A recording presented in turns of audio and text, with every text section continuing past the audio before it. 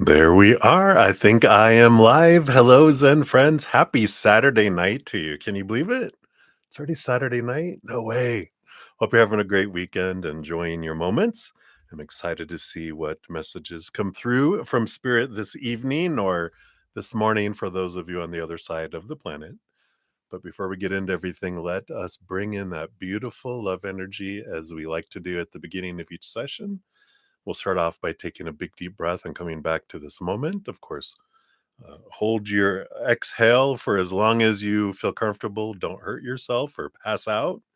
And then we'll hit the singing bowl 3 times and we'll just let that beautiful, beautiful love energy come back into us, expand within us into our mental body, into all of our thoughts and our beliefs, into our heart, into all of our emotions, our energetic body, all of our meridians, our chakras, our auras, to our physical bodies, into our blood, our joints, our organs, just everywhere, filling up our life, and then out to the world to let spirit do what it would like to do out there to help raise the vibration of the planet. So we'll be a little conduit of some unconditional love energy to help with that too.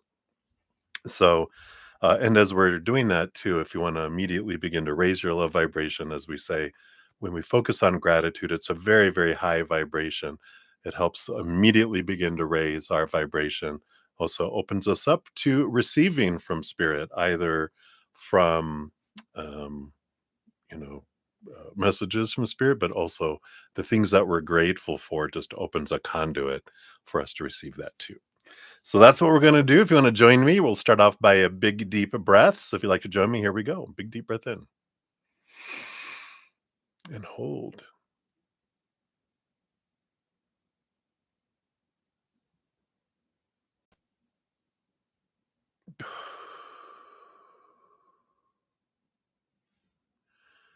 So coming back to the right here, right now, and we will, hit the microphone and then also hit the singing bowl. Here we go.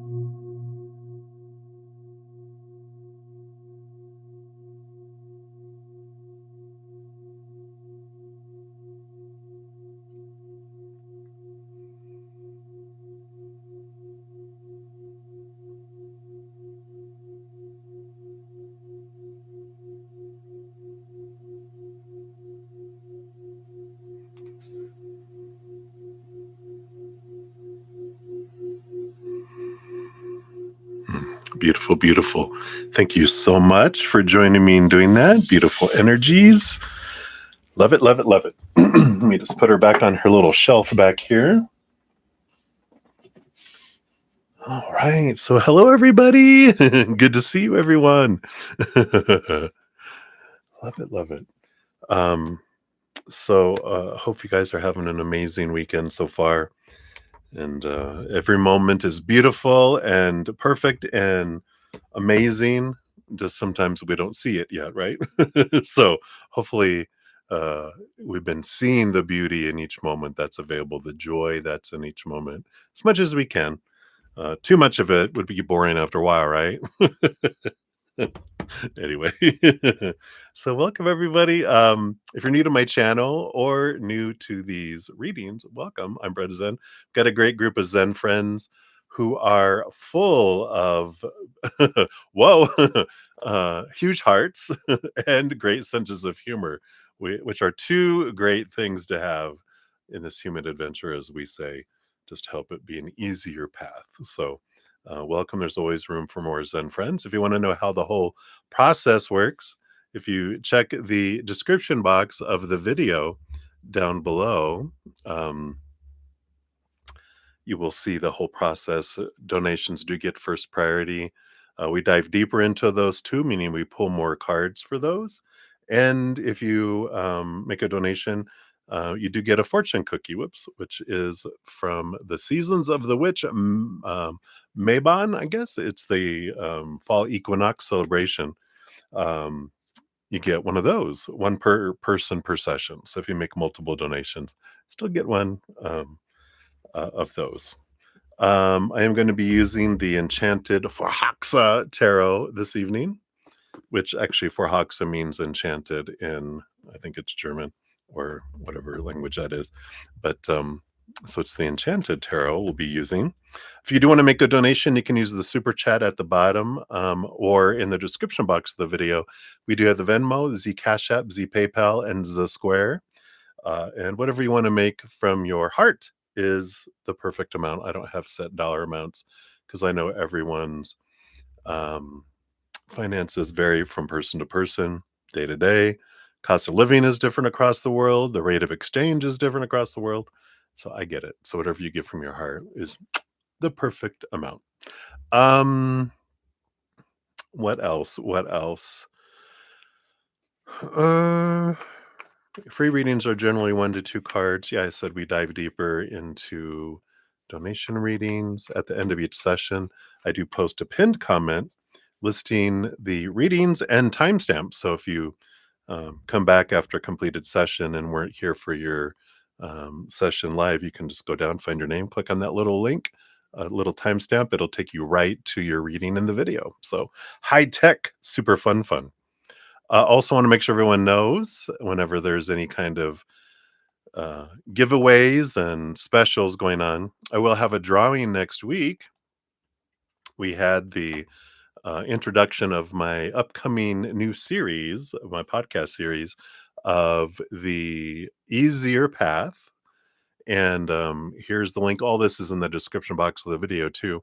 If you click on that link, it'll take you to the video, and well, you can watch it, see what the podcast is about. And if you comment on that video, something that you're grateful for in your life right now or from your past, then you will be entered into the drawing. I'm probably going to have another one too, but October 1st will be the first one, and I'll be giving away at least one. It depends on how many people participate. May give away more than one, and you can win either a personal recorded reading or a hedge of peace and love. So be sure to check that out if you are interested in that. Um, I like to give away things here and there, so there you go. Also, through September all the way into October, I'm having a special on my 15-minute personal recorded readings, which are 777, and then my half hour are at 1515. So again, all this information's down in the description box of the video. If you want to check it, it's all down there. I think that's everything. Blah blah blah blah blah. I just like to make sure you guys know about if there's any kind of fun discounts and offerings for chances to win stuff. All right. So there we go. Sorry, my chat went all wild all of a sudden. All right. So we will get into it. So hey everybody, what's up? We have Vinita Sharma. Hello, Ateshi. And Debbie, if you're here still, hello. Good to see you. Collector, Magician. Hello. Content. Hello. We got Deb in the house too. Hey. Let's all go hug a tree. We could use it. Grounding energy, right? Definitely some fun grounding energy. Of course, we've got divine empathic clairvoyance and tarot. Hey, my fiend, what's up? Oh, I love that. I'm doing great, magician. Hope you're doing well. It's it's yeah, very interesting energies going on in the world. It just feels weird. Maybe it's the equinox, maybe it's the aliens, maybe it's that I already forgot the name of it. The little asteroid that's going through the universe. Maybe it's an alien. I don't know.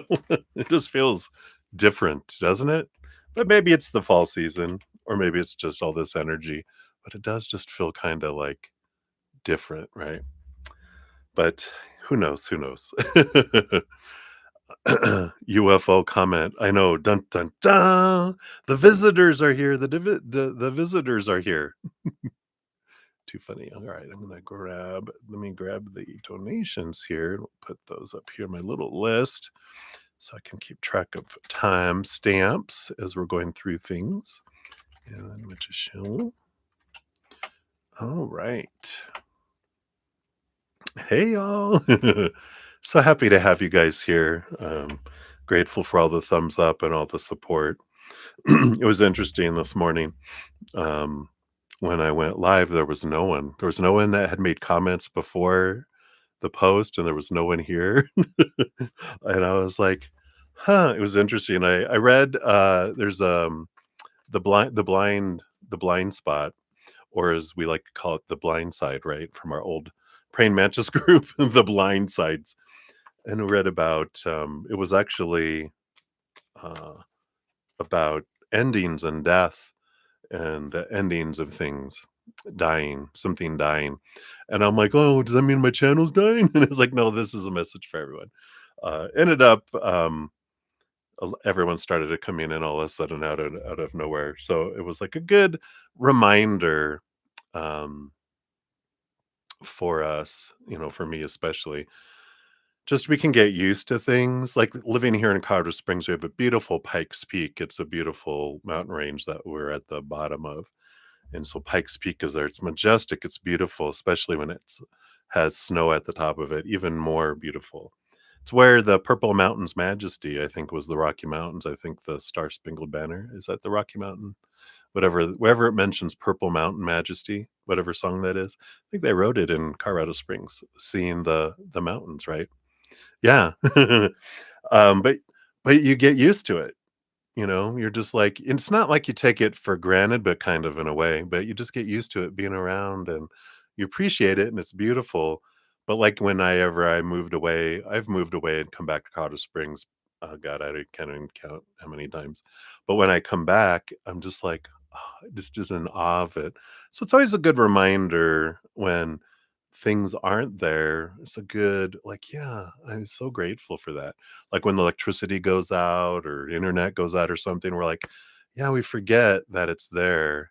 And so I appreciate you guys so much. So just an extra little, hey, thank you. All right.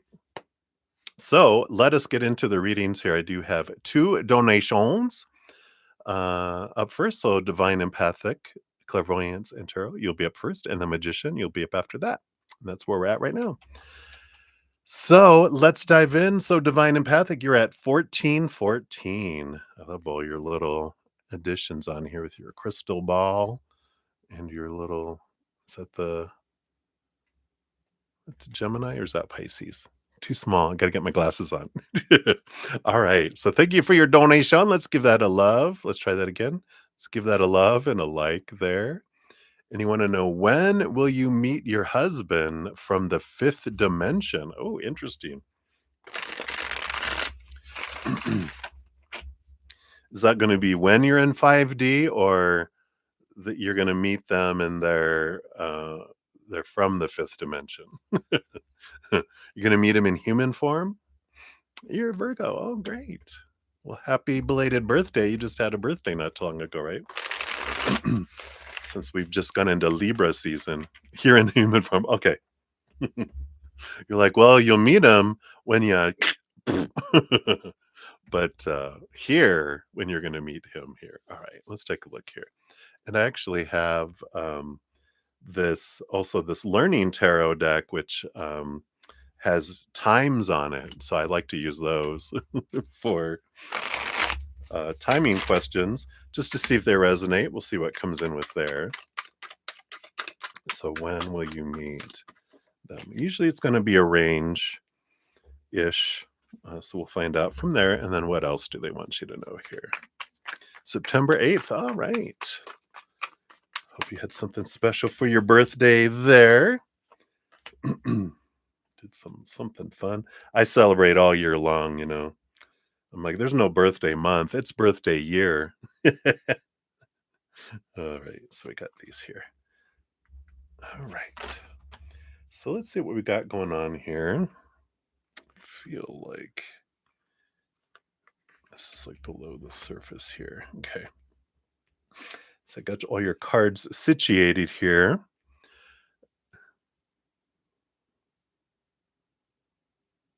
See, okay, you did some more like a confirmation. Yeah, yeah. We'll take a look here. So that card is the King of Cups. I love it because the King of Cups represents like a perfect compatible kind of partner energy.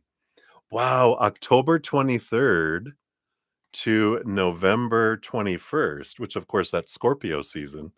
So that's what's coming in here, which oh my god, that is like in next month. In a month here, less than a month. So I like that. And I lead with emotional intelligence and compassion. Makes so much sense. Maybe they are going to be a Scorpio. Have you already gotten confirmation? Maybe it's going to be their birthday. You're going to get invited to go to someone's birthday party or bump into a birthday celebration, and it's their birthday. I like it. Let's see what else they want you to know here about this. You got 2, 2, and 4, but it's 3 and 1 separated, but we'll talk about that. So you've got the Queen of Fire, the Page of Earth, kind of energy here. And this is a new opportunity that's opening up in the outside world here. You got the Queen of Fire, which is about, of course, connection to spirit, but also wherever you focus on is what you draw sooner to you, right? Right? Update on timing and resonating. Yeah. So it's like there's this, and whenever there's ranges, it's like if as I'm raising my vibration and as they're raising theirs, you know, that can make us meet earlier in the range. And if one of us is not doing it can be the later, right? So it's all about the drawing together of the energies. So that's important there. And then you have the 6 of fire on the bottom of the deck. 6 of wands, which is a victory, equal. Oh, I love that. Equal drawing. And you've got the 2 of water, the 2 of cups as well. So you've got that relationship energy below that. So all of this confirmation that it is about relationship here. But there's a lot of opportunities, I feel like, with this page of earth, a lot of opportunities where your guys' paths gonna go psh, psh, psh, psh, psh. Do you like my sound effects? Boom, boom, boom. So you have all these meeting points where you guys can bump into one another. Let's see what else we can find out about them here. We've got the Chariot and the 4 of Cups. Yeah. So we definitely have the power of choice and movement energy that comes in here. And uh, I like this because the 4 of Cups kind of represents like it'd be a stagnancy, emotional stagnancy. And you're both ready. I feel like you both have accomplished a lot and you're ready for what they're showing me in my head, or they're reminding me when I did my first roller coaster ride in Six Flags of Texas.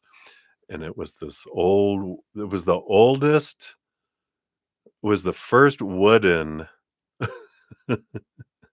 roller coaster, which now that I look back on it, I go, that's not good. How long has this been around? Has this been reinforced? But it's the here goes more sound effects. Tick, tick, tick, tick, tick, tick, tick, tick, tick, tick, as you're going up and you're, at some point you have to go, whoa, here we go all over the place, right? Um, so so I like that. There's this you're getting to that point where you guys are ready. You could hear people start screaming because the first cart goes over and then they release the entire cart. So the people on the front were screaming even before we started going because they're hanging over the edge. And I feel like you're on that. You're like getting ready to go over the edge, and here comes the meeting. Here comes the adventure. And just like I feel like both of you are ready for this. You've been doing the inner work, and I feel like you guys have kind of been single for a while. Just, you know, anyone that you guys met has kind of been like a sparkler, psst, you're like kind of thing. So I like that energy. Let's see what these three cards are here. You have the Elder of Air, which is the King of Swords, with the Queen of Water. Oh my God, opposites here. And the Empress, new birth. A lot of emotional energy coming in here. With the Empress, because she, of course, rules over all four queens. So that's normally, and every queen has cups behind the scenes. So that's four parts cups. Then with the Queen of Cups, you get five cups. And then with the Queen of Cups coming out, you get two more cups. So that's seven parts emotion. And then one part air, one part fire, one part earth. But the Elder of Air, the King of Swords, is um, they rule over the sword suit, but all kings get swords behind the scenes. So that's two parts, some extra of air added into all this. But I like this. It's a beautiful connection. It feels like opposites attracting here. Done dating below, only dating at your level above, right? Well, that's what I love, that you have the king and the queen here together, so you're not dating knights or pages. You're dating people at the same royal level, right? So I like this. Even though you guys are they're like the king of swords, it has two part swords, so they're the master of air, not just the ruler of air, but the master. And the queen of cups is two parts cups, so she's the master of emotion. So you're coming from like two different spectrums, but there's something about it below the surface that just matches there. Let's see what's below the surface. Yeah, the five of fire, the five of wands energy that's done in here. This is interesting energy because it's normally a conflicting energy, but this is a change of what is this energy? Because it's a joining together energy. Um, as a scene here, this is the sacral chakra, which makes sense. That's the one-on-one relationship energy. So I love that. Oh, and that's the King of Cups that they got. Oh, okay. So that's where it comes in, because originally we got the King of Cups, right? So we got the King of Cups and the Queen of Cups, divine counterparts. Okay, now I go, why are you having me look at that card? But so beautiful. I like this commonality. But this Five of Wands, it's like there's this change energy. You're both ready to grow and expand more. And it just feels like you're both ready to help each other in your evolution of change. You help them understand emotional world. They help you understand the mental world. And it's a beautiful kind of working together kind of energy that comes in there. That's a little extra tidbit there, right? Because you just want to know when. Let's see what else they want with your fortune cookie here. Like I said, we have the seasons of the witch here.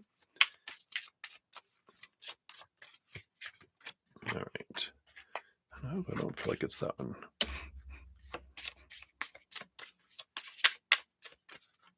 There we go. What do we have here? You got the Reaper.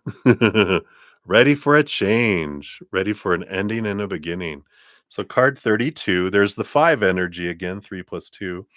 For the birth of something new to manifest, the death of something holding you back is inevitable.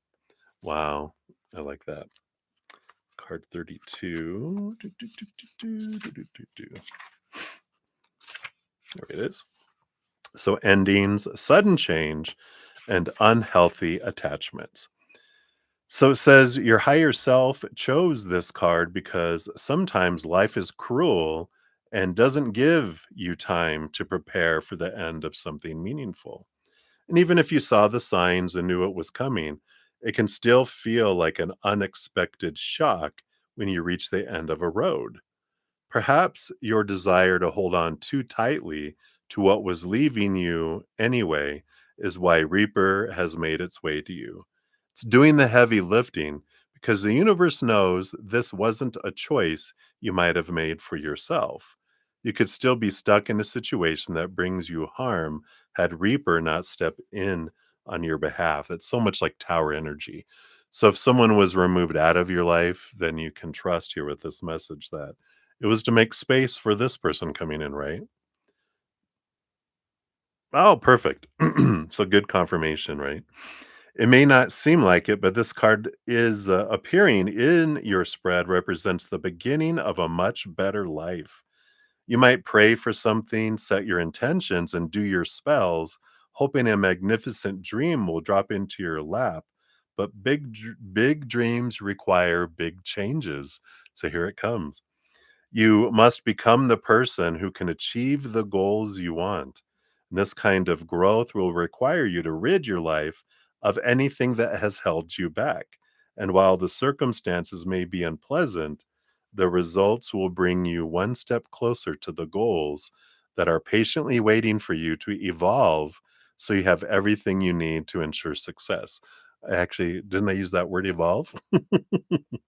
So if you find yourself facing the end of a relationship or situation, know that this is or was, right, an unhealthy attachment that does not support the person that you are becoming. And if you have received this card about the future or an outcome, it's confirmation that your time in this situation was coming to an end. I think we already did that. Um, So I like that. All the grief, all the despair, anything that you needed to experience to release happened, of course, on purpose for a purpose to do this. Yeah, boom, boom, boom. Here we go. So that's what they have for you, my dear, my fiend. So hopefully that helps. I like it. Here we go. Next month, October 23rd to basically it's Scorpio season. Because we move from Libra into Scorpio next. So it's going to be that, which Libra season is all about. It's of course, the house of relationship, right? And then you're headed into that. Great. Thank you so much. Appreciate the love and light and the donation. So many blessings to you. All right. So, Magician, you are up. Let's grab your timestamp here. Put it down there. Boom, boom. There we go. And thank you for your donation. We'll give that a love and a like here. So you and your cancer boyfriend broke up. Will he contact you soon? All right. We'll take a look here. Maybe that first card is for you too, right? Does that resonate? You're like, I don't know. Maybe I want him back. Maybe. We'll see here. So let's take a look here. So will he reach out to you? Cancer sign. Okay. So we got that yes or no. And then, of course, they love to have an opportunity to speak when they have the microphone. So we'll see what else they want you to know around this too. Let's see, we want this one too. Okay. And I feel like this one.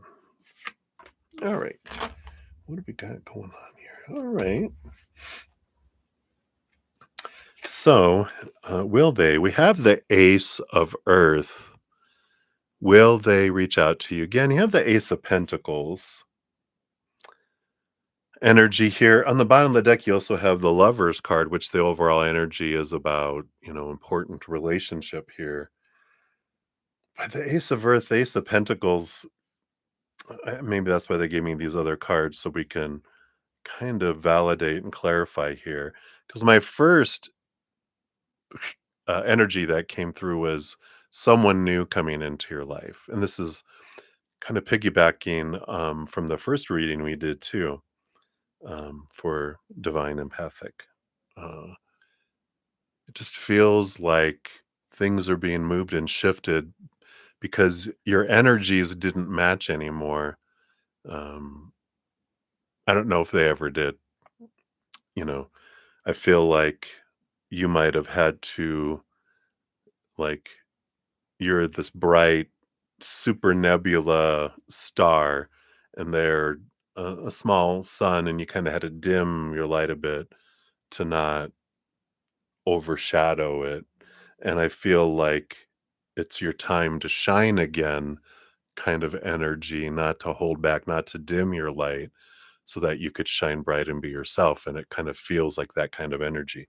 We'll confirm it through here too. That was my first impression that came through. But and then you have 3 cards, boom, boom, boom, which is like a steps and stages, and then 2 cards with are kind of like an equal sign leading to whatever this one is on the end here. So we'll see what this is. So stage 1 is the 8 of fire. So here's the fast movement, something happening suddenly out of nowhere. It is a flow energy of all this energy that's coming in. And it's also messages from spirit. I feel like you might have been getting some messages, some nudges, and going, yeah, yeah, yeah, yeah, yeah, right? As we do, but especially when it's like, it's time to move. If we're told it's time to move to somewhere else, we're like, no, I'm staying here because it's comfortable. I love them. I'm attracted to them. I want this, and they're like, I know, but sometimes it's about moving from the I love the example of the air of an airplane where we get assigned to a seat. That's the one that's in the far back of the plane that, is up against the wall, that it only goes back like an inch because it can't go back because the wall's there, and it's the bathrooms are there. You hear people slamming the door, and there's all this activity because there's also the steward people are back there, you know, doing all the drinks and the food and doing all that stuff. Bam, bam, bam, bam, slamming, closing doors, all that kind of stuff, right? But we're on the plane. We're just happy to be on the plane. We're so grateful for it. We're headed off to somewhere. We're just happy to be there.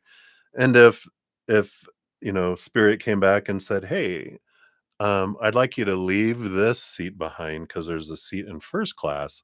I'd like you to take you to. There's an upgrade, something that matches your energy up there." And it'd be like, "No, I wanna stay here," right? "I'm already here, I already have all my stuff here. No, I'll just stay here." But we're like, first class? If it was just another seat, we would be like, I'll just stay here," you know, unless it's the emergency aisle, then there's extra leg room, right? But if they're like, "No, it's in first class," we're like, "Pshoo," right? So I feel like that's stage 1. Stage 2, another 8. So it's all this flow energy in the outside world, the 8 of Pentacles. So you first started getting these messages and nudges with the 8 of Wands, which is energy. And then here is the outside world. Changes. It's almost like the wheel of fate changing, but it's the wheels start turning in the outside world, start bringing things towards us that are more in alignment with us. But so this is where the things in the outside world are starting to flow, bringing you to stage 3, which is the moon. So we've got this, phase and cycles of the moon, a lot of unseen things bubbling to the surface, a lot of emotions coming up from the surface. But this moon energy is really coming. Oh, Cancer, right? It's a duh. Cancer is ruled by the moon. So there's a cycle of change from a full moon to a new moon, right? The fruition and understanding the cycles and the changes that come in. But there definitely is a some unseen things below the surface, um, about bubble to the surface that um, are were important to come up and to be seen with this as well. Um, and it does feel as though, with this being stage three, this is action from the moon sign, right? Action from the Cancer sign, which is taking you in this equal forward energy. You have the magician card, which is you, right? You are stepping into your power, realizing that's funny that we have Cancer and your energy here. But it is the magician realizes I've got everything I need inside of me. Nothing outside of me can make me more or less. I've got everything I need inside of me already. I'm complete. I'm a perfect mountain. I'm just down here exploring who I am. And if I find someone to explore with me, great, right?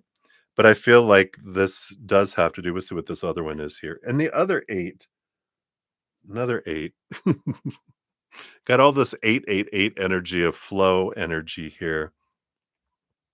So this is 8 of swords is realizing I'm leaving behind those thoughts and beliefs and mindsets that used to make me feel blinded and bound and trapped and restricted. So you're really stepping into your power through this. This is, again, I'm not, it's like a powerful magician, wizard, witch that lives in um, somewhere that doesn't allow magic to be your birthday, September 8th? I thought 8th had something to do with it here. Oh, that's right. You said that earlier. So all these eights, it's like this is your birthright to be yourself and like someone that's in a place that magic can't be done. It's like when then it's time to move. And I feel like that's what's happening here. It's time for you to be able to let the magic of who you are shine bright and not dim your light, right? So all of this, the equals ends up coming to, yep, a page of water, a higher love, moving into something that matches your love here with the page of cups. So there is heightened, you know, emotion here. I don't feel like that they're going to return because I feel like all of this has been stages helping you to move toward someone, bring you and someone else together that's more in alignment with your energy and who you are, so that you don't have to ask yourself, is my frequency, my energy matching theirs? No, this is, does this other person match mine? And when we switch that around, instead of us feeling like we need to dim our light, we would never ask anyone to dim their light to be with us, right? But we will shrink ours if it's uncomfortable. And if that's what I have to do to do that, we're shapeshifters, right? I can shift into what I feel they want me to be. Um, but then after a while, it would become too uncomfortable. Uh, we'd end up being resentful at some point. So it's feels like this is, even though it's, you know, uncomfortable and a hassle, change when it comes, we're like, ugh. But when we realize I'm getting moved to first class, hmm, all right, let's go. I know that's not the way it feels fresh from a separation, but when we realize it's for us, then, you know, that can help a little bit. At least make it a little like, well, all right, well, let's see here. Yeah, you got molasses for your fortune cookie here. Card number 26. Again, 2 plus 6 is 8. To move forward, you must know where you are headed. I'm headed to first class, baby. Wow. Wow. You can't make it up. That's what it says on the bottom of the card. I need to know where I'm headed. This is about stagnation, laziness, lacking motivation. Card number 99. So there's your 9 for September. Page 99. It says your higher self chose this card because molasses represents a period of uncertainty when the path ahead isn't clear And despite your best efforts, you simply cannot seem to move forward. Standing still is very frustrating, but you're in this period of pause so that you can can take some time to get a full understanding of where you actually want to go. This card will often visit you after a period of significant but unintentional action. You may have made many choices in haste of late and are coming to regret some of your decisions. Perhaps you said yes too quickly and now wish to back out, or a situation seemed like a worthy gamble, but is now turning out to be a nightmare. It may not seem like it now, but this period of indecision is helping you to slow down, gain perspective, be patient, and wait for the right opportunity to find you. The right opportunity to find you, right? In the meantime, focus on diving deeper into your spirit. Are there mundane tasks you could focus on while you aren't distracted by other things? Perhaps you might consider a practice such as meditation to take your mind off your current problems. You will find that the stickiness goes away when the time is right for things to move forward again. This card also advises you not to make any hasty decisions right now. Take care of what you need to, of course, but delay any life decisions until more information comes to hand. Ooh. So I like this. I like this for you. I know that it's when our heart hasn't released the other person yet, it's difficult to embrace a message like that, but at least you have that sitting back there knowing that this is for me. If that's just your mantra right now, this is for me. This is for me. And eventually, like I said, the stickiness will go away and then it'll be like, oh, okay, I see. I see. All right. So hopefully that helps, Magician. That's what they have for you right now. Thank you again for your donation. I'm so grateful. And hang in there. I've been through uh, several of those myself in the past, and I know it can suck. But I'm still alive. See, I'm still alive. So hang in there, my dear. And cheers, everybody.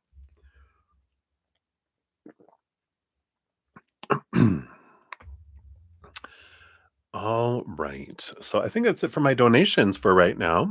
Let me grab the free readings and we'll begin on those here. So I've got Vanita, I got a Teshi. Boom, boom, boom. Here's content. Let's grab yours here. I like to grab them all and just makes it go faster. And I don't have to keep going up and down the screen here.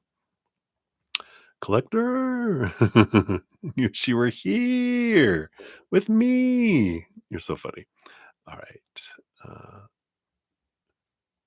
Oh, you said, I wish you were here. Next song was her favorite. Ah, cool. There's Dab Dab, Collector. Okay, actually, I don't see a question from you, Collector, yet. So let me keep going down here. I think I just had a donation pop in, so we'll go to that one next here. Let me just grab these since I'm here.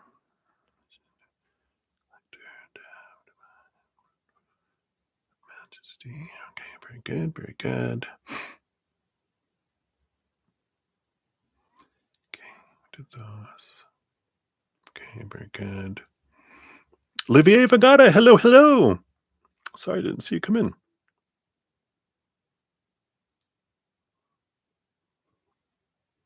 Oh, the channel pick is a Leo coin of yours. How cool. Oh, there's Olivier's question there. Boom, boom, boom.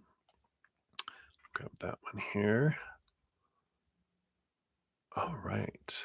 Yeah, absolutely. You can make as many donations as you would like, Magician. Oh, no, that's quite all right. I've just got 4 there. We can come back to those. Deb Deb. We're only not even 45 minutes in, so we're okay. If there was no donations, then we just do that. So, all right,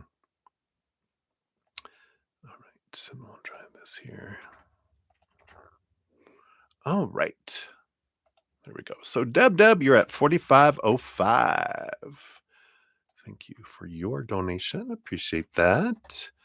give that a love and a like since it lets me. All right. So, anything to be aware of in October?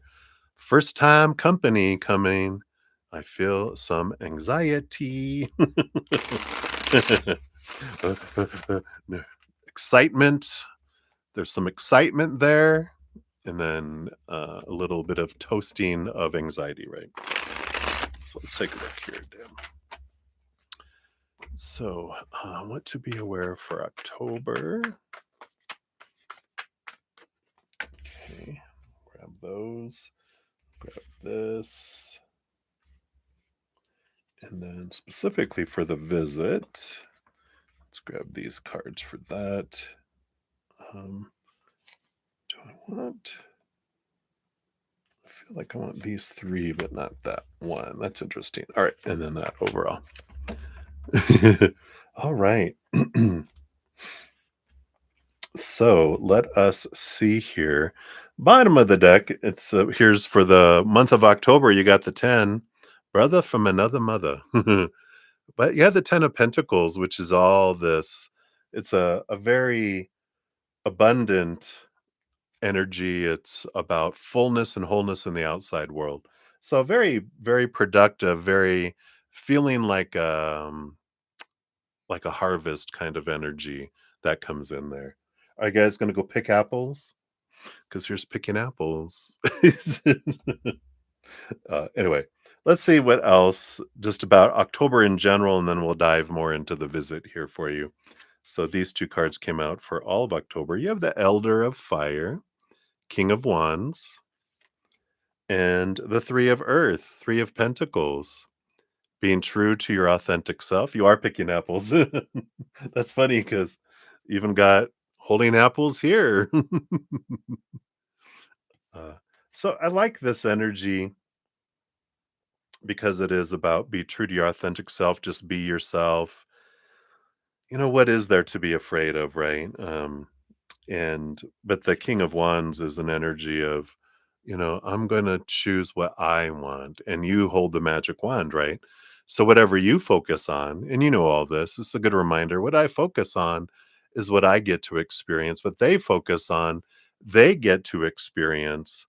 And if they want to experience fun and all that, they can, they can. If they want to choose to have a horrible time and be disappointed or whatever, that's their choice. That's not has nothing to do with us. That has to do with their ability. One of the things that really stuck with me a lot, when Spirit was dealing with, I was a very big people person when I was growing up, and want to make sure everyone was happy. I shrunk and didn't do things I wanted to do, just what they were wanting to do, right? Um, and there's this when I realized, like in a situation, I can choose to be happy. They could also choose to be happy if they wanted to, but they're choosing not to, and that's okay.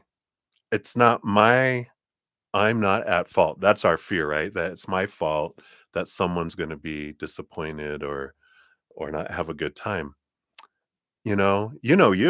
I can choose to have a good time, right? You can choose to have a good time no matter what you're doing. Um, it's just hanging out with the people I love to be around. I don't care what I'm doing. It's like when I go visit my dad, when I went to visit him in Hawaii over a decade ago, he was like, "We can go do this, we can go to this and this." And I go, "I don't care about all that, Dad. I came to here to see you, you know, um, all that stuff. I don't know. I don't care. But it's that kind of realization is that I get to choose what kind of time I want to have and what energy I'm going to focus on to draw those experiences to me. And they get to do the same. And it has nothing to do with me. So I like that. One thing that we're planning, it's your small house and I need to live. Oh, yeah. It's this belief that it's a small house. It's the perfect house. It has heating and air conditioning and roof and windows and screens and doors and keeps things out that they don't want to come in. And it's cheaper than a hotel. If they don't like it, right? Guess what? Here's a list of hotels nearby with prices. You can just put that on the door to the room they're staying in, right? This is if you don't like these accommodations, this is where you can go. Yeah, yeah, to yeah, yeah, it can be, right? Especially when it comes to family, right? Because there's a lot of that fear of rejection from when you were younger with family. And so there's some of that healing, transformational energy that comes through this experience for you. I like that. Underneath those two cards, you have the Hierophant. Yeah. Seeing things from a higher perspective, getting out into nature, um, and this yeah, it's just the fear of the unknown really is coming in a bit here. It's like going into a forest, like because of this picture of this forest. If you're not familiar with a forest, it can feel scary and you can feel discombobulated, or like when you go from grade school to like junior high or your first day of school, and you don't know where any of the rooms are, you don't know who these teachers are, who are all these people. After a while, easy breezy. Well, compared to the first day. So it's the not knowing, and that will pass too, you know. So I feel like this we went right into talking about them, right? But but I feel like this is for all of October with everything that's unfolding in October, is I can see it differently. And it's the fear of the unknown that's really at the core of my fears. But it's a big month of change, with the Hierophant being number 5. And it's like, all right, it's all right. Right. Yeah. So, it's like, all right.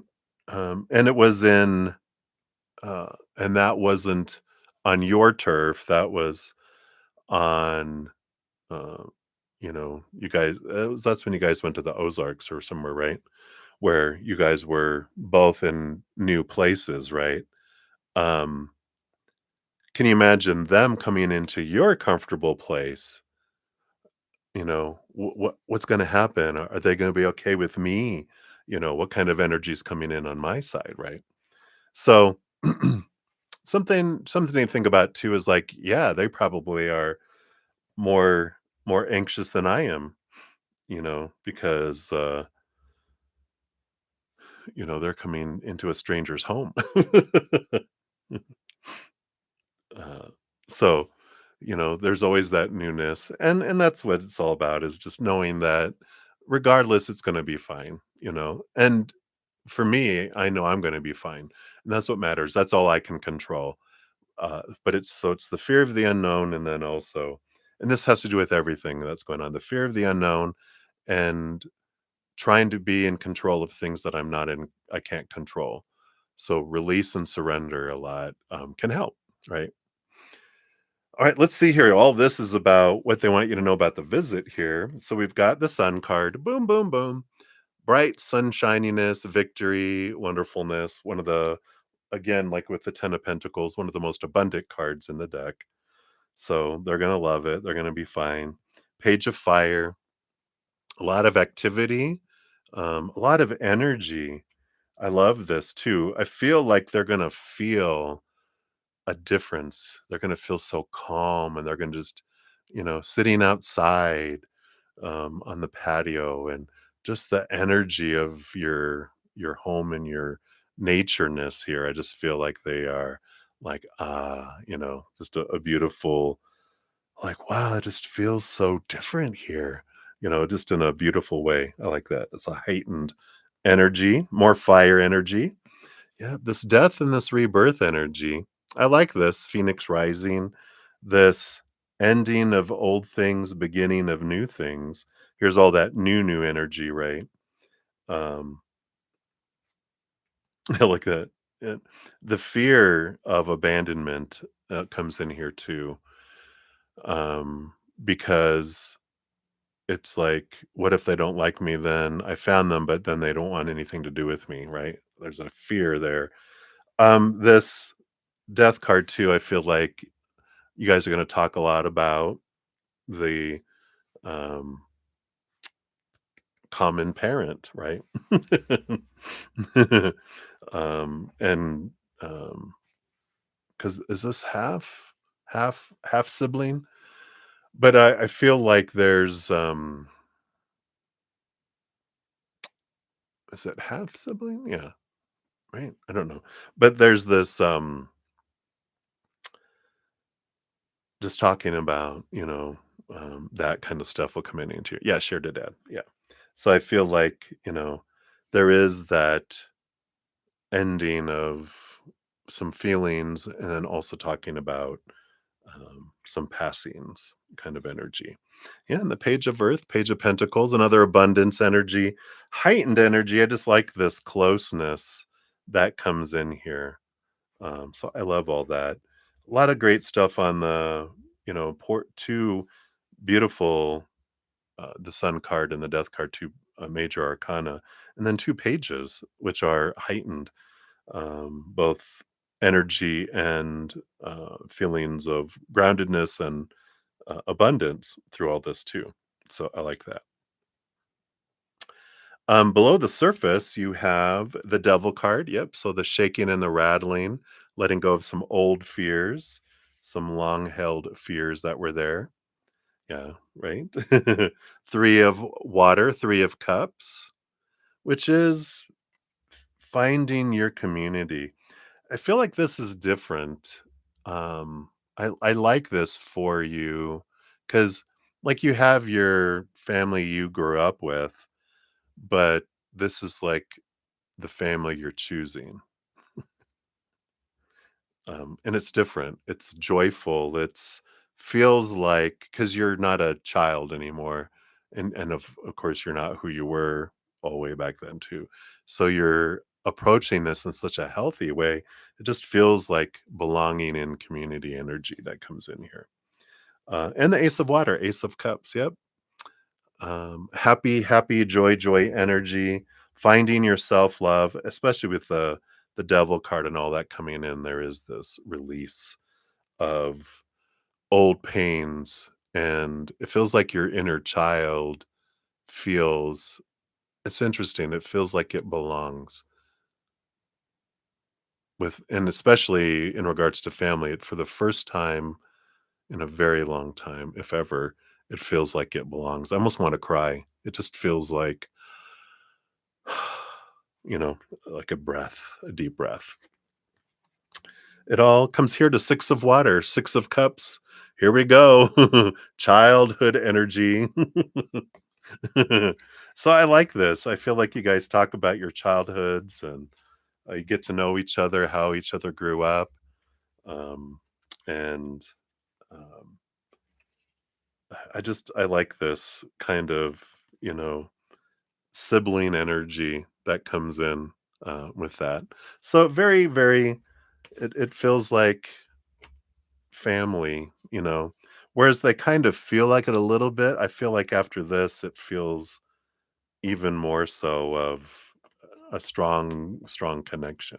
So I like all this for you, Deb. I don't feel like there's anything to watch out for is just the things we've talked about, the fear of the unknown, and and of course being aware where you're focusing your energy, right? Let's see what we got here for your fortune cookie too around all of this. I feel like that's the big thing here.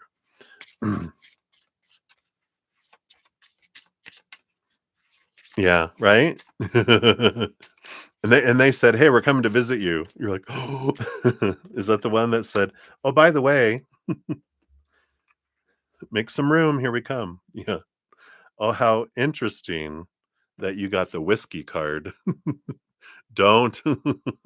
It's not gonna drive you to drink. Card 41. Life should be sipped slowly with intention. Be patient as the vision reveals itself. So enjoy the unfolding.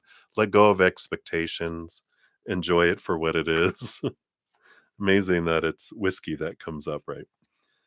Patience, long term success, and the bigger picture. So your higher self chose this card because some things, and often the best things, take time. Some of the most excellent whiskeys in the world age for more than a decade, giving them the time they need to develop flavor and richness. So it was such as a time as this. You were to be an aged whiskey as you met your half brother. Even lower end whiskey can take several years to mature properly. Those who take on this endeavor are doing so with the knowledge that they will not be an overnight success, but they take the journey anyway because the rewards have the greatest potential for outweighing the risks. No dream worth having is without its risks, right? Oh, that's right. It was the cousin. The whiskey card is confirmation that your desires are coming, but just not right now. So don't give up hope. Facing an obstacle or a delay isn't always a sign that you should try something else. Sometimes the universe is testing your patience to see if you have the determination to keep at your dream for the long haul, or it could be a sign to pause rather than quit. I don't believe in that piece. That's just a personal belief. I have never felt that from spirit, that they test us to see if we really want it or not. They're all knowing. They don't need to test us.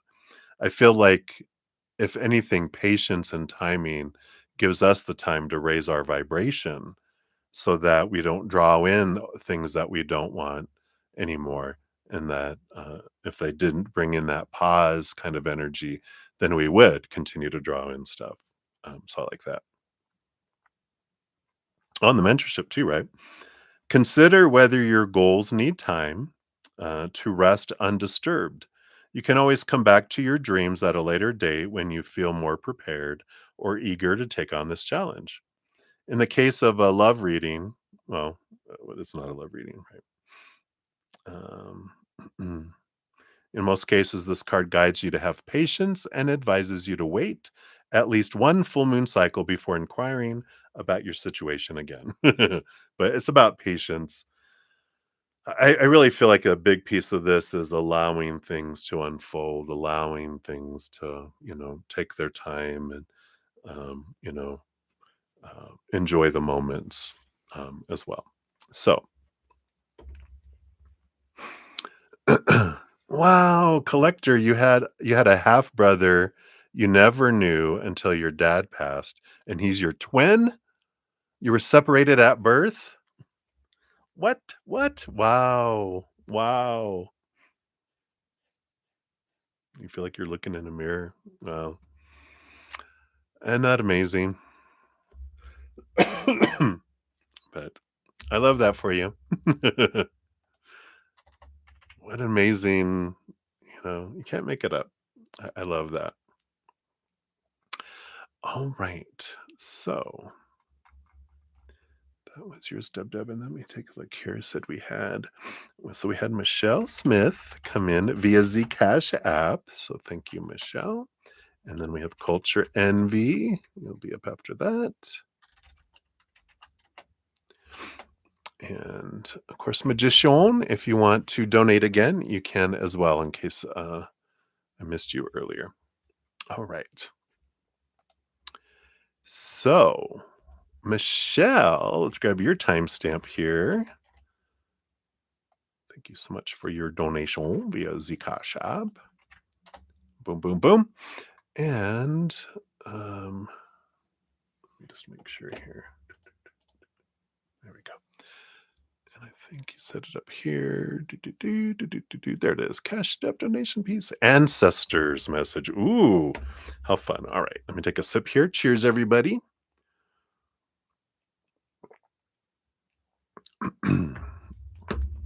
Let's see what we got here.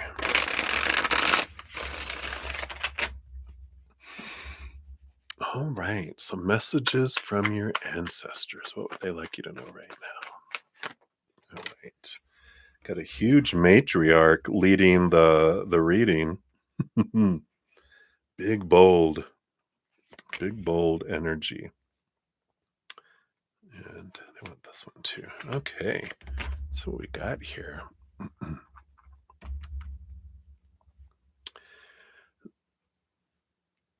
So at the bottom of the deck, we do have the three of air, the three of swords. There is this energy here, 3 of Swords. Um, sorry, I'm falling off. Let me readjust here. I'm falling off my chair. Because that is the one, it's expectations equal disappointment energy, but it's also heartbreak and these feelings of a lot of pain and suffering. And I feel like that's an underlying score here. And I love that a lot of ancestral readings lately have been about, yeah, we kind of passed on some un lower vibrational chains and patterns and beliefs down the family lines because before we knew it, we had already passed it on. And some of us didn't do hardly any inner reflection. So we've passed it down from generation to generation. But this is a generation like the last 10, 20 years. Um, a lot of ancestral breaking of chains energy has been going on here. So, very interesting that being the underlying energy because I feel like they're saying, yeah, a lot of these expectations, these beliefs and thoughts have been passed down, but also some behaviors, you know, that also not helpful for a higher vibrational adventure. But so they're kind of like, in a way, going apologies.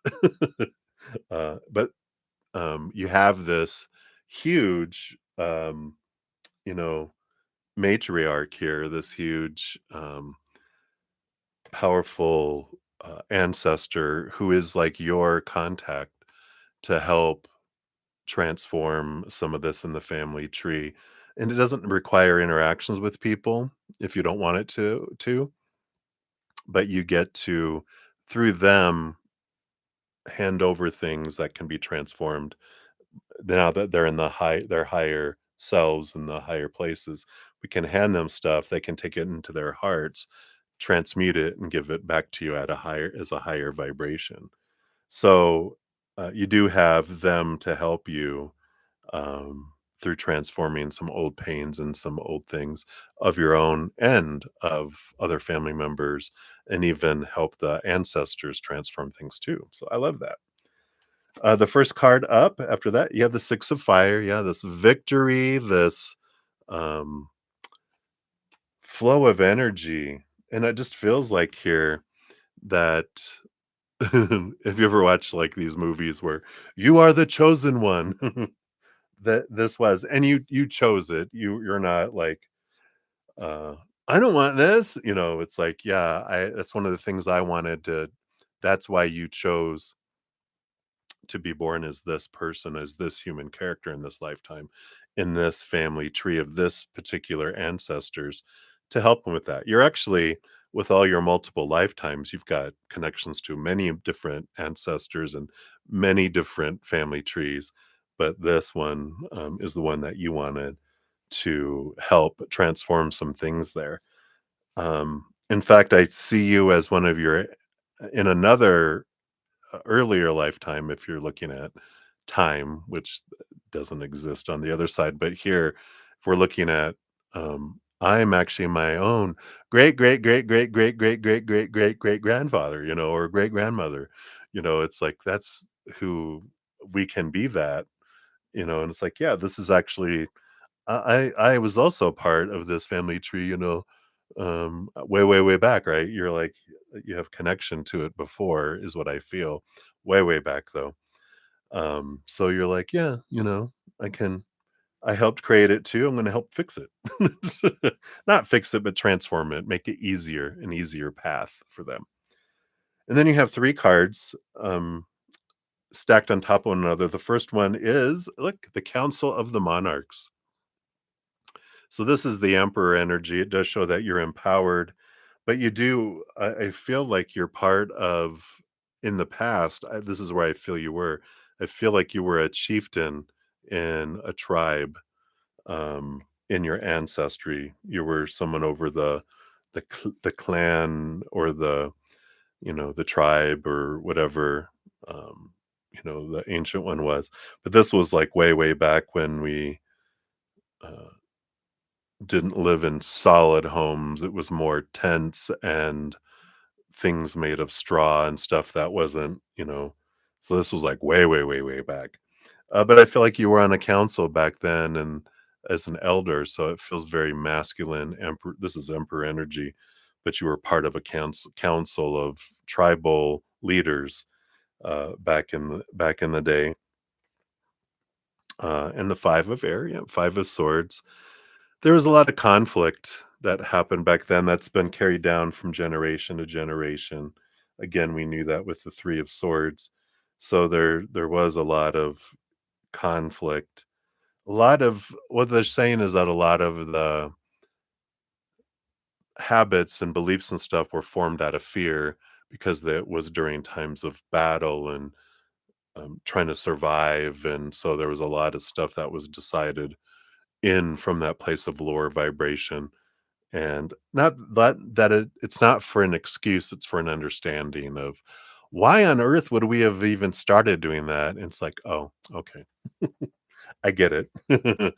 And you got the four of air, yeah. So there's that progression of peace of mind and clarity, the balancing energy that comes in here. Again, you got the major arcana number four, conflict energy of the five, and then another four. So in between there's this stability that's coming in through all of this. So I love that for you. All right, let's see what else we got here. You got the five of earth. Yeah. So the five of pentacles, there is this. What is this about the wolves really stands out here? So if that has anything to do with your ancestry, that's very prominent coming out in a pack kind of energy. But it's a belief in lack of not having enough of not being enough.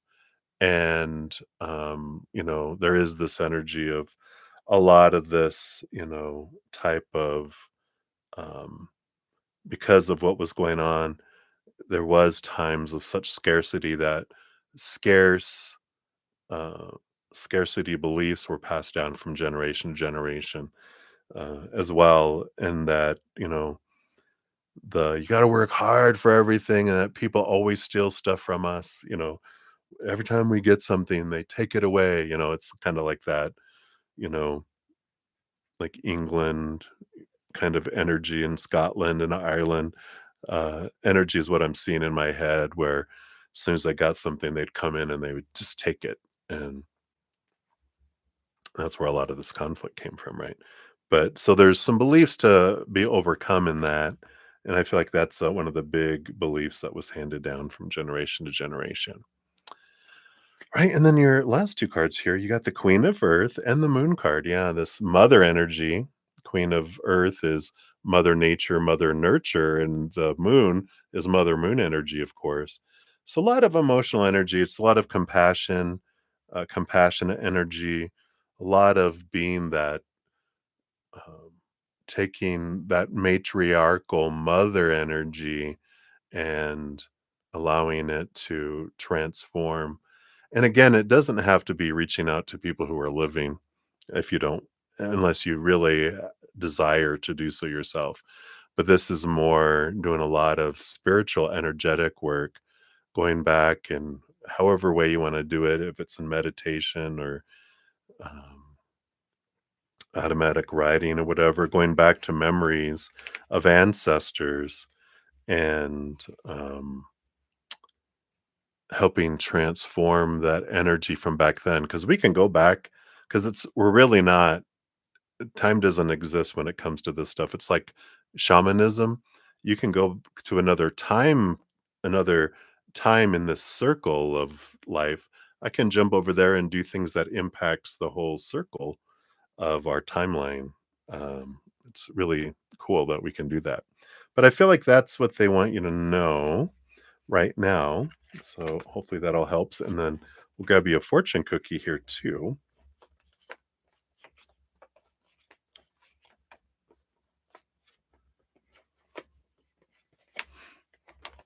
And see what else they want you to know here. I love that. All right, there we go. What else? They'd like you to know the toad. Card 39. What is this? The old "I kissed a toad and it turned into a prince." Observe, for those who watch see all. Ooh, interesting.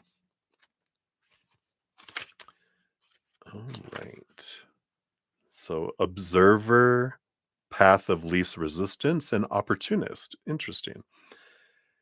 So your higher self chose this card because you're being guided to take a more laid back approach to achieving your goals. Toads are passive in their hunt. They are happy to wait for their meal to find them while staying perfectly still, watching and waiting until the moment is just right to strike. There's wisdom in the way this creature finds its prey, wisdom that is greatly needed in your situation. Attempting to force your desired outcome may backfire and your prey will slip away. Toad is confirmation that what you're seeking is nearby, but you might have missed it. Chasing the wrong path or focusing on one, I'm sorry, let me reread that. Blah, blah, blah, blah, blah, blah. So, Toad is confirmation that what you're seeking is nearby, but you might have missed it. Chasing the wrong path or focusing on one outcome. Oh, okay. That's how we miss it, is when we're just like, if you find you're frustrated, tired, or disappointed from a lack of results, perhaps it's time to trust in a higher power and wait patiently for the circumstances to be just right. You will know the right moment to take action. This card could also be asking you to be aware of your situation. Perhaps more information is needed or something significant is about to occur that could drastically change your point of view. It would be unwise to make any decisions just yet. For now, accept what is, and more will soon be revealed. Wow. Nice little extra message there. All right. So that's what they have for you, Michelle. Thank you again for your donation. I really appreciate that. I love connecting to that ancestral. It's just something so ancient about it. Duh, right? But it just feels such a strong connection. All right. Um, you got your mom's side of the hair. That's funny. You can I would throw it out there, collector. I've got just right now I've got just one more donation, and then I'll start free readings unless other donations come in. And I've only got like a handful of free readings. So and it's only an hour in. I'm usually on up to 3 hours. So I would throw it out there and we will probably get to it. All right. Let me just make sure here. Make sure I'm not missing any. Yeah, because here was Livier's here. Okay. And I got Touch of Loves there too. Okay, good, good, good. All right, yeah, so we're right here. All right, so Culture Envy, you are up. Let's grab your time stamp here.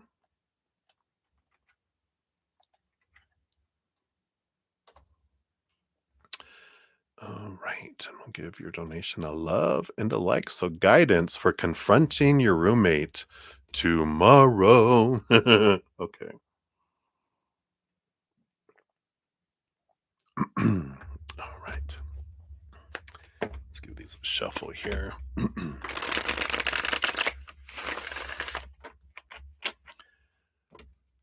Okay.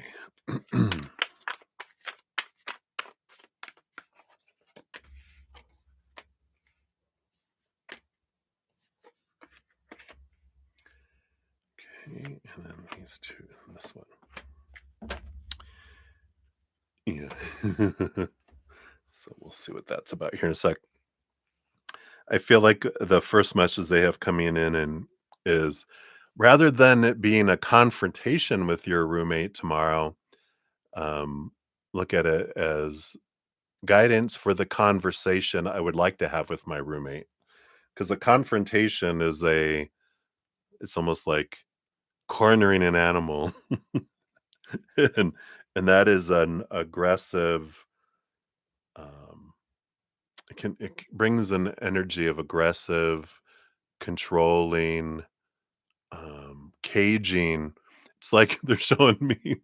that's a, I love your spirit guides because they're showing me like this um like the pest, not the pest control, but it's the people that come and remove animals from people's homes, and someone is trying to get a possum out of someone's house, and they're in the corner going, like possums do when they're freaking out. And it's like, yeah, we don't want to put a possum on the defense. That's funny. Because we do have the bottom of the deck, we do have temperance, patience, when it comes to that. So being patient with them, being patient with how we're approaching it, you know, um, if there's an urgency about it, maybe take some deep breaths and let the urgency go, because it's like, um, I need them to change their behavior.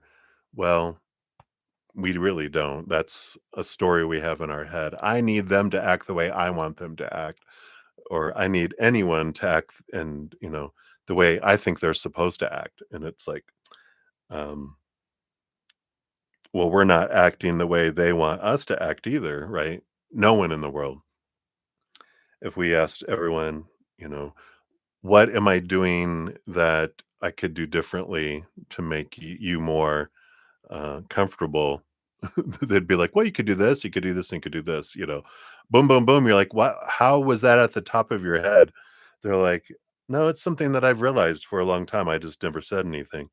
And, but that's why there's a lot of conflict, a lot of things, because we all have these beliefs that are different from each other.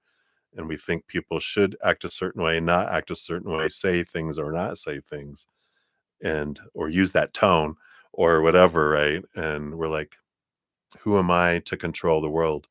I just can look at my beliefs and thoughts about other people's actions, look at my choice of emotions that I'm feeling, and I can change that. And because I'm in control of this, out here, not in control, right? And if I'm confronting someone trying to control them, it's not going to fare well, right? Because we don't like that. We don't want people to come and give us an intervention of whatever, right? So I feel like that's just kind of some energy just to be aware of going into it. Let's see what you've got: two cards, three cards, two cards, one card. So the first little two cards that came out together. Yeah, you have the five of fire, the five of wands, drama and conflict energy, or the elder of water, the king of cups, balance of head and heart. Um, so those are kind of that's a message in itself, right? It's kind of like we were talking about, though. If I go in feeling riled up, it's going to be a fight. There's not going to be conversation. There's not going to be good conclusions. There's just going to be a fight, right? There's going to be ninja cats battling each other. And so if we can balance our head and our heart and approach it from a loving place, then that's when we can have communication. We might have talked before about, I used to work on escalated call lines in corporate, um, because I was a glutton for punishment, evidently. No, they wanted me to be the coach and eventually manager over a couple times in a couple different areas over their escalated calls. It's also their technical assistance for our representatives. So it was a dual kind of thing. But that's what people kept people from wanting to be on that team, is because they were like, do I have to take escalated calls? Ooh. Everyone's like, ooh, I don't want to deal with conflict. But when we would teach people and we learn through experience and trainings and different things that, you know, everybody, when we're in fight or flight, we are going to respond like a hissing cat, like a little 2-year-old, because we're not in our logical mind. So if I'm not in a calm place, um, then I'm not going to approach it. I'm going to approach it as a 2-year-old, which ends up in a fight, right? If I'm able to balance and understand where are my um, trigger points, what's bubbling up, what of all this is me and things coming in me, right?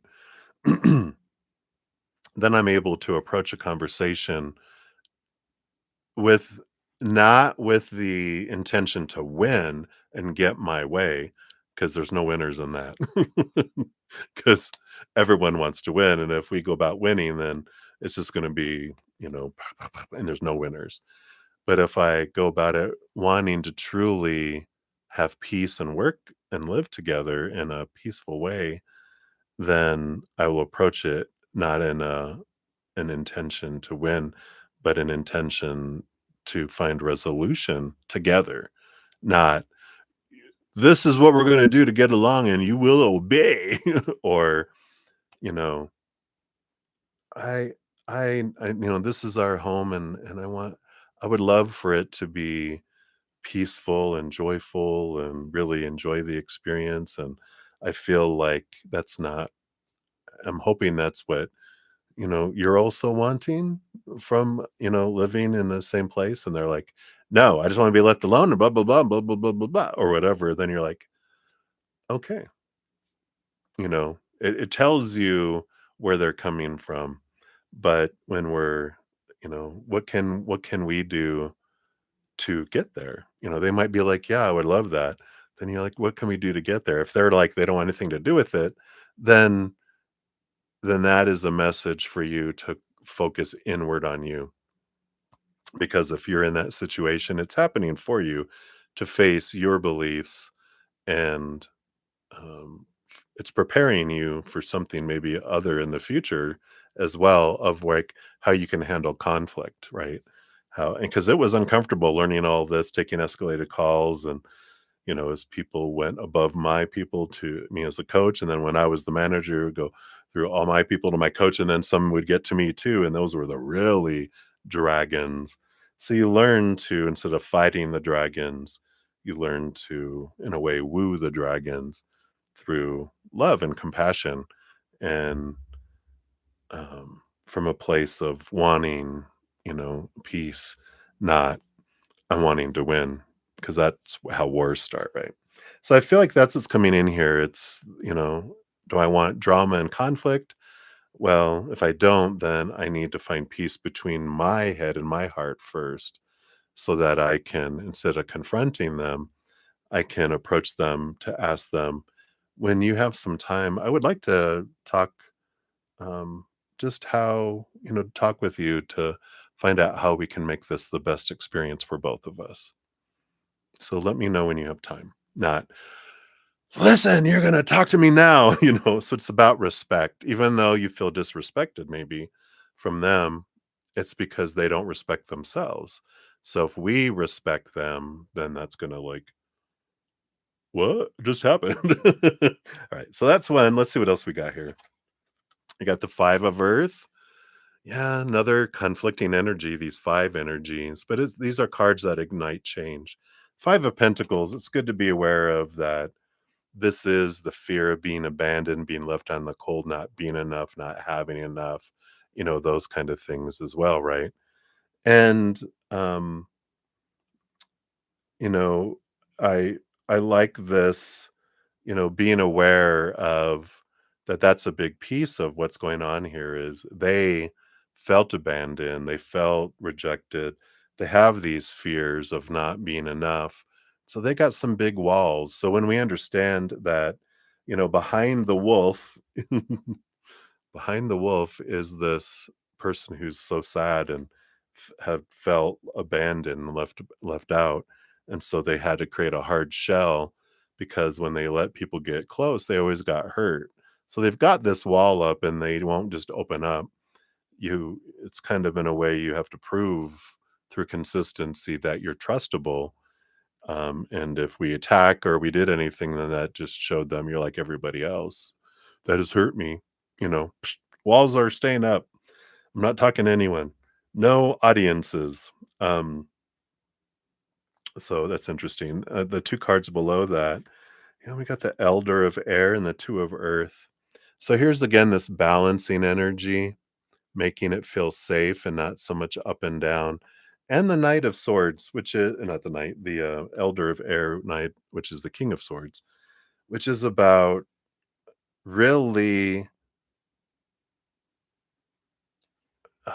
planning out the conversation and maybe doing a little bit of research, before you do it too. And that's something that they're bringing back too. Whenever we'd have a model, well, like our HR department when we were managers, like if you have a difficult discussion to have with someone, don't do it from the hip because that never goes well.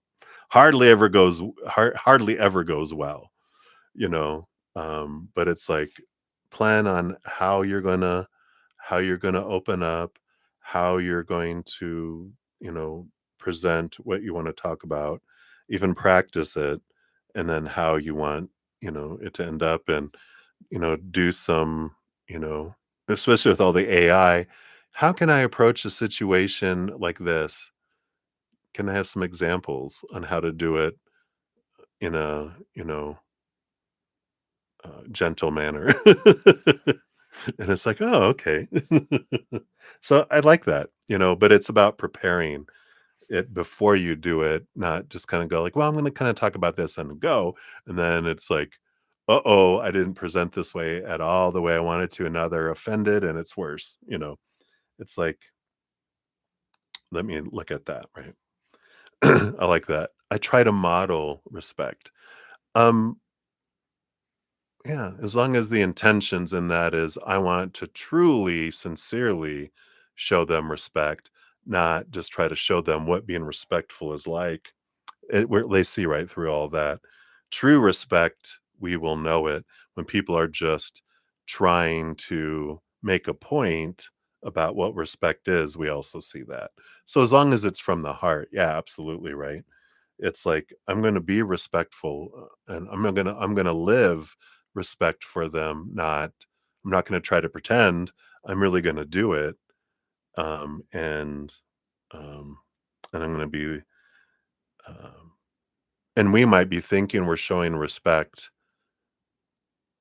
but we have no idea what they're seeing either. So that's always something to remember. All right, let's see what the next little set of two cards are.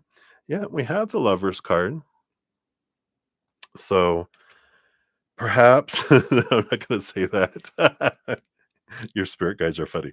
Like maybe you just need to hire someone.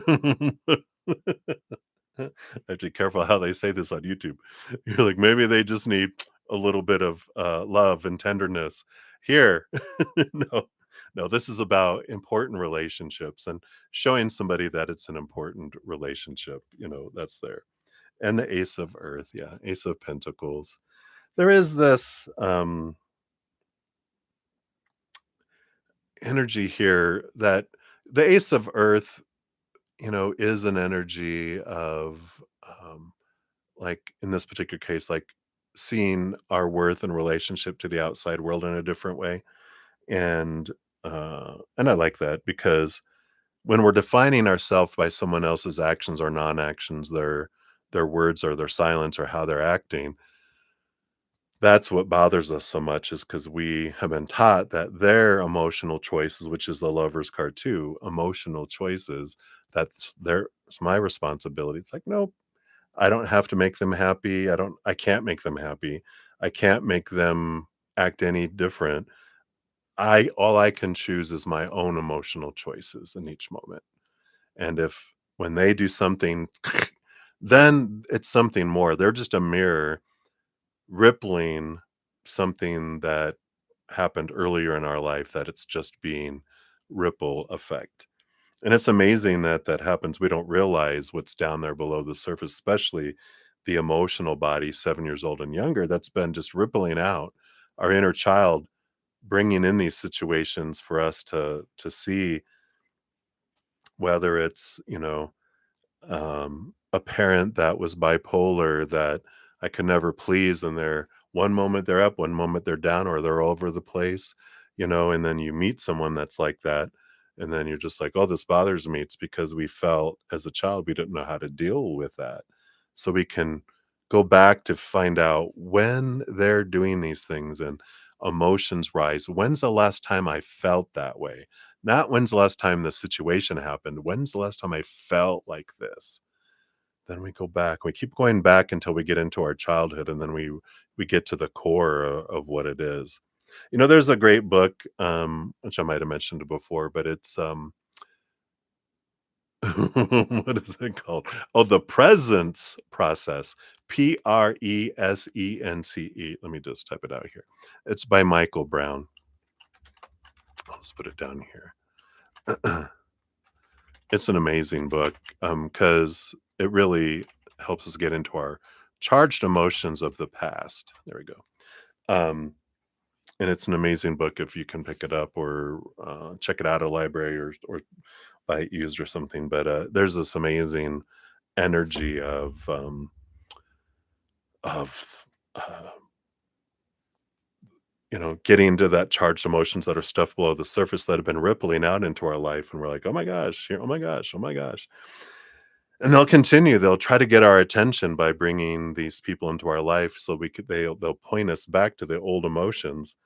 But we're not. It's like a dog when you're trying to point at the treat that fell, and all they're doing is looking at your finger. You're like, no, down there. Your bone is down there. What?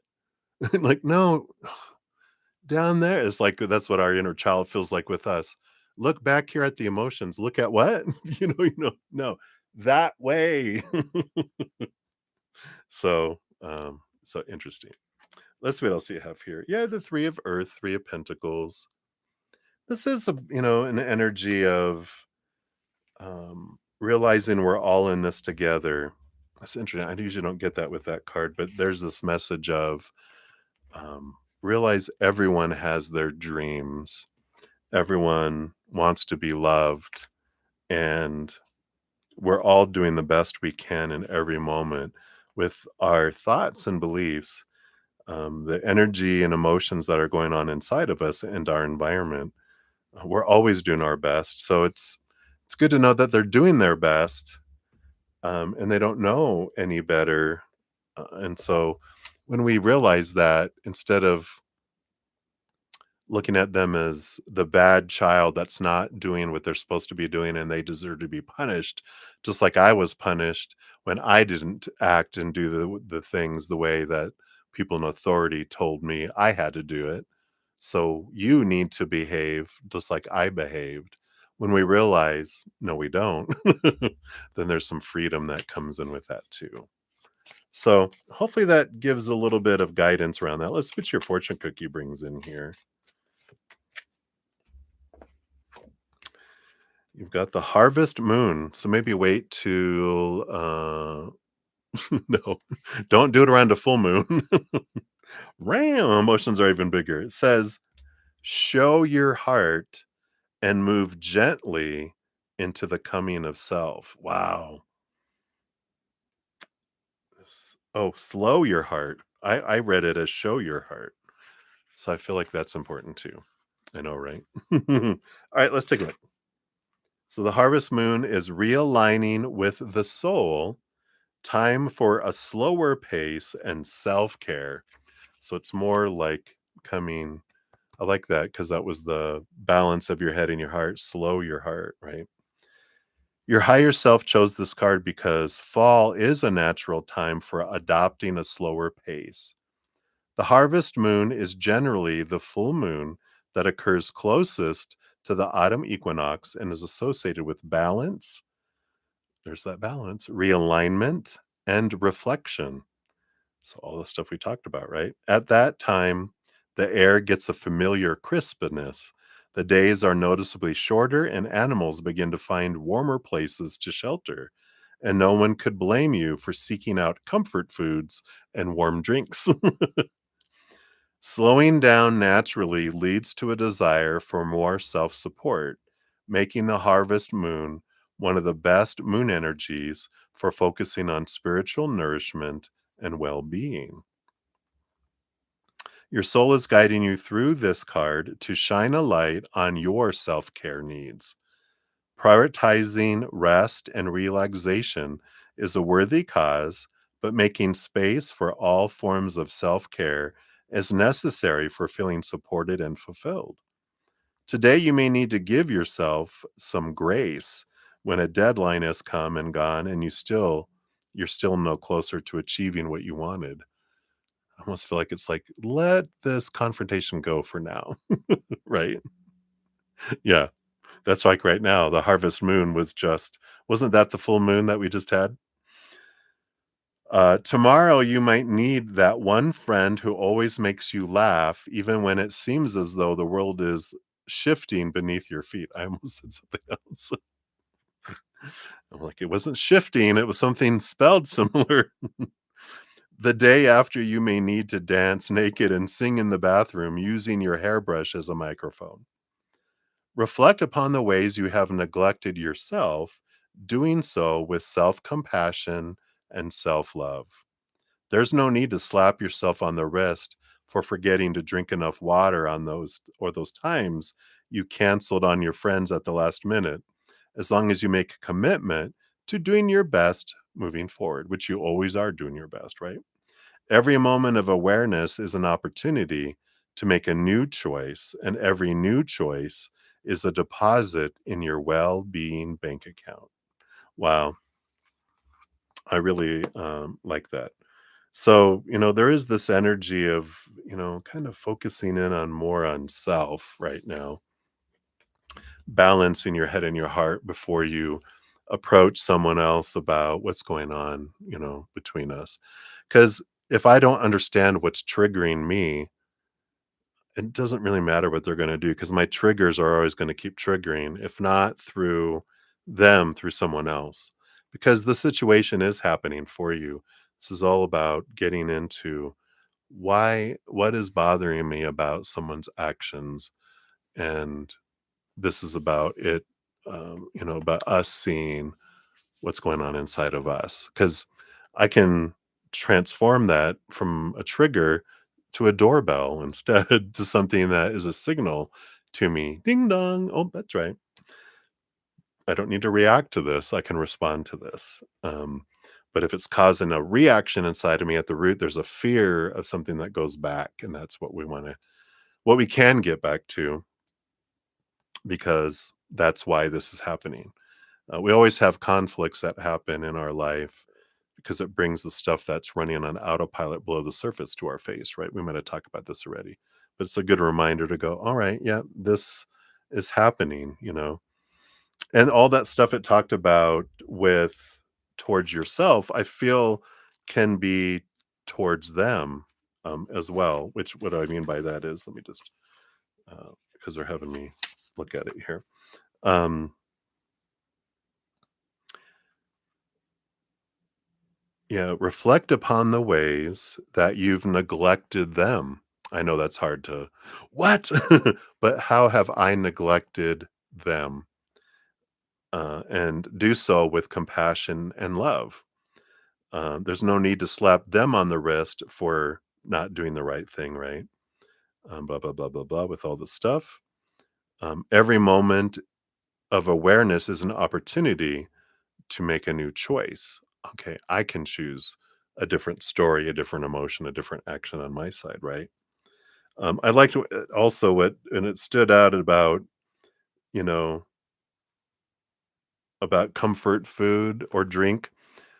If you know what theirs are, it can also be, you can have those in the kitchen or in the fridge or whatever. And you can just say, Happy fall equinox. I got you some comfort foods.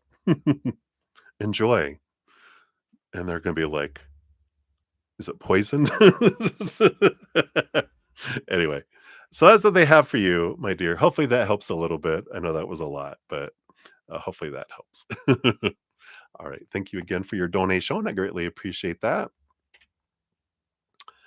All right, I think that is it for the donations. Check the email there. All right, let's see here. We did here. Do do do do do do. You're very welcome. All right, here it is. Oh, okay, there it is. So collector, let's grab that here for you. Whoops, hit the wrong button there. There we go. My 2 cents. Yeah. Spirit has a lot of knowledge, don't they? I just love their, uh and I love all the experiences that I've gone through and that they've helped me through that they just go, "Remember this?" And I'm like, "Oh my god, yeah." Ugh. I have to decompress after readings when I have all my past traumas come back. I'm just kidding. I love that. All right.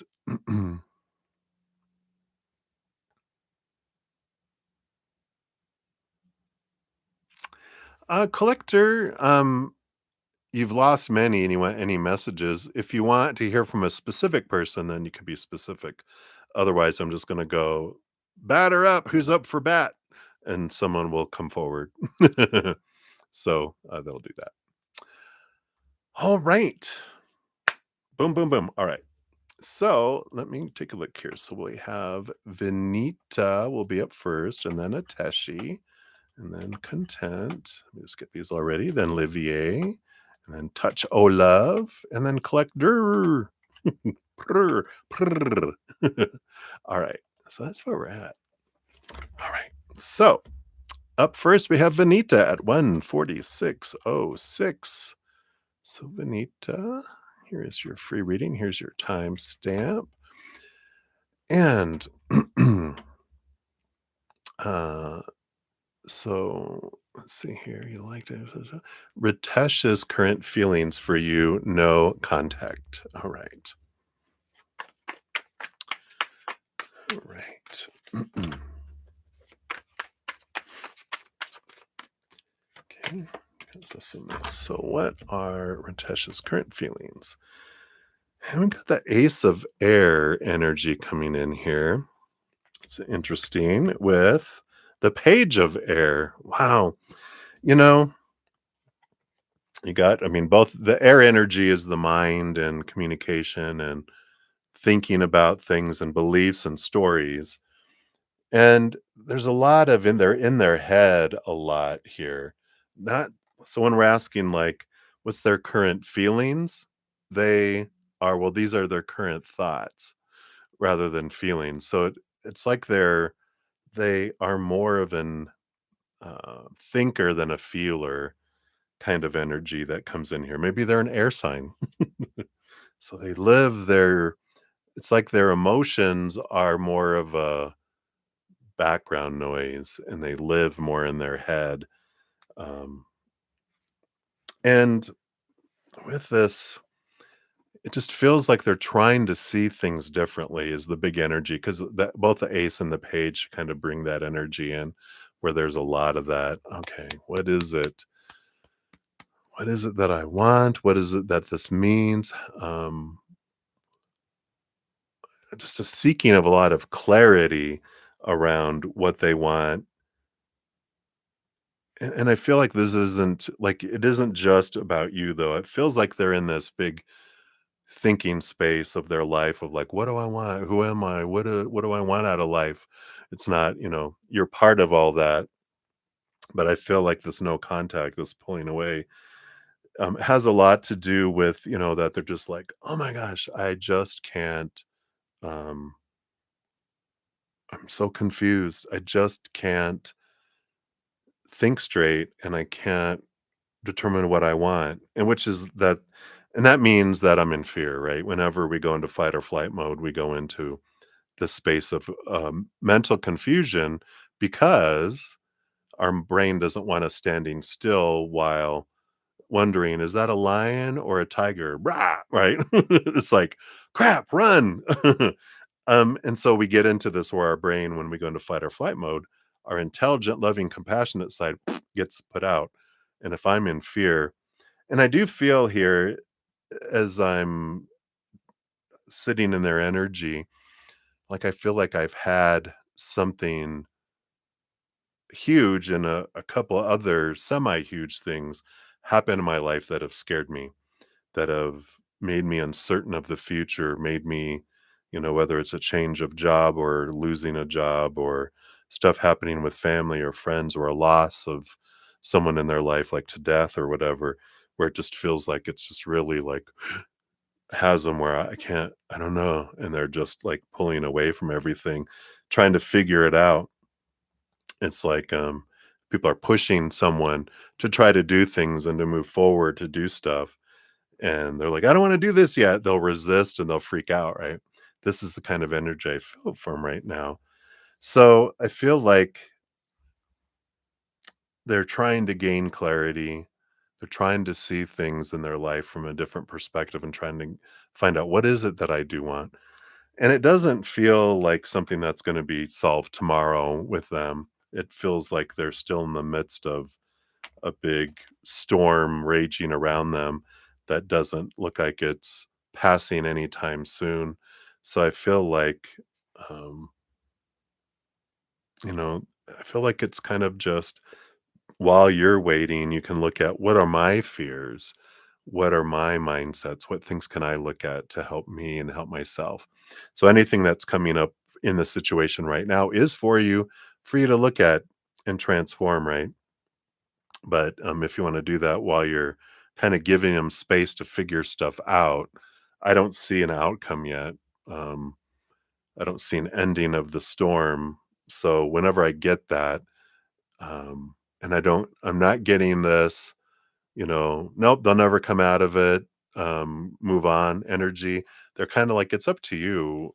Uh, and while you're waiting for the storm to pass and see who they are after the storm to see if there is still connection between you guys. Um, you can work on your expectations, your fears, things you can release, stories and expectations that don't serve you anymore, emotions that don't serve you, energy and that doesn't serve you anymore, and physical things even that don't serve you anymore, because that helps raise your love vibration. It helps you be at a different place as well. So hopefully that helps. I know that doesn't give you a whole lot of going on there with them, but at least you understand that they're in a bit of a storm and it's not just you, that there's this stepping away from. They stepped away and backed away from a lot of things in their life. They're just, I gotta have this space to think and try to find out stuff. So that's what's coming in for you, Vanita. So hang in there, my dear. And Ateshi, you are up. Let's grab your timestamp here. There we go. Boom, boom. So, Ateshi, your future. Do you have a future with KTH? All right, let's take a look here. Based on current energies, because of course, futures are always changing. It's like the stairs in Harry Potter, they're always changing suddenly based on our choices, right? That's funny that they showed me that. All right. So, is there a future? Well, wait. I don't, with the Tower card coming in here and the Ace of Pentacles, which is a new opportunity that opens up. I don't, with this is a very kind of clear message based on current energies. No, they're going to be suddenly uh, moved out of your life just to make the space for something, this Ace of Pentacles, something that's more in alignment with who you are and your energy and where your higher self wants to go in life. So they are a good stepping stone to learn things about ourselves, but I don't feel like there's a long term future with them because you have this Ace of Pentacles, someone brand new that you meet, someone that feels like, very grounded, very abundant energy that comes in with it here. And I like that because it feels solid. Um, it's like you don't have to wonder how they feel. It's going to be very, with this new person that comes in eventually. I feel like it's going to be more the beginning, first quarter of next year when this Ace of Pentacles more comes into your life. But there's like no doubt how they feel. There's just very obvious. And they're just like, because their actions and their words and everything show it. You don't have to wonder, which is what you deserve, right? All right. So that is what I show for you there, Ateshi. Short and sweet, but clear. We like that. All right. So many blessings to you. Then content, you are up. Let's grab your timestamp here. And what are R's current thoughts about you? All right, let me take a quick sip here.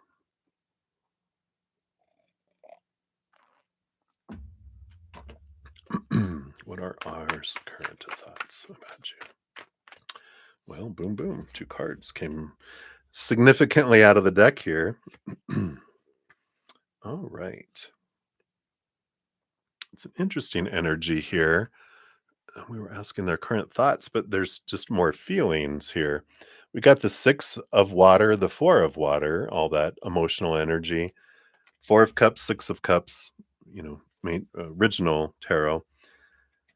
It's interesting because the four of cups is an energy of, it can be an energy of like stable emotions. And the six is kind of a someone from the past coming back energy. Yeah, because that doesn't feel like past life energy with yours coming in here, because it can also be that. But this feels like not really someone coming back, but a comparison of someone from the past. And it just feels here like they've never got over someone from the past. And the Four of Cups is like this stagnant kind of energy where you reach a certain point where we want emotional stability. We don't want emotions all over the place. But at some point, it can become stagnant where it needs to move to get the waters flowing so the stagnancy doesn't, breed mosquitoes and all that kind of stuff, right? It's like it's time for a change, but the Six of Cups, it just feels like what stagnates, what stops growth is that they can't let go and stop comparing someone to this vision of who someone was before. And it's interesting because this feels like a young love, if that makes sense, like maybe my teenage years, end of high school, early college age maybe. Well, depending on how old they are now, right? But it feels like when we're that age, we're oblivious, we're naive. We have like, oh, this is who they are. And we have this, kind of, I don't know, it's an illusion of what's really happening. And we see people through these eyes of uh, crush, right? We're just like, oh, they're everything I could ever want. They're perfect. There's nothing wrong with them. They walk on water, right? In reality, no, they don't, but through these little, love is blind eyes, right? The crushing eyes, it is, and it feels like this crush, and they haven't seen him, I feel like, since back then. I don't even know if they officially dated or anything, but it just feels like they are so connected to that illusion that no one can live up to it. It's not true. It's, you know, pie in the sky or whatever they call it. And it's like, nope. And I feel like that's what kind of stagnates things is because they could never let go of this. I want to feel that way again. And you're like, that's a fantasy. That wasn't reality.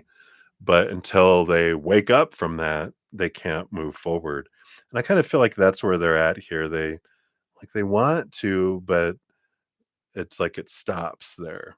And it's interesting. Usually it's the brain that stops the heart, but the heart is it's like it's almost like a stalker for that other person. It's like, no, I really just want them. Can't we have them or someone like them? And it's like, well, you're you were on some sort of drug heart. That wasn't true. You were seeing things. You were high or something, And I kind of feel like that's where they're at right now. Will they? Will they ever change? Eventually, I feel like, and this is interesting, that I feel like they will see them again, like bump into them or talk to them at a party or, you know, somehow they reconnect, maybe at a reunion or something like that. And then they're just like, huh, it's gone. You know, they realize that this animal attraction they almost had for someone back in the day, it's gone. And they realize, oh, it's not there. Oh, well, what am I going to do? Right. So hopefully that helps content. That's what's going on right now. All right. right. And that feels like not like tomorrow, but not like, I mean, it can be, it feels like it's a range of, I don't even feel like it's this year. Really, I feel like it's next year. Sometime is when they bump into him, and that is the release of that when they're just like, oh, it's like never meet your crush, like never meet your like if you're like obsessed with a movie star or a singer or someone, never meet them because when you do, you're like, oh, you're human, pfft, kind of energy. So interesting. So anyway, that is what they have for you. So many blessings to you. Hang in there. All right, and then Livy A. Vagara, you are up.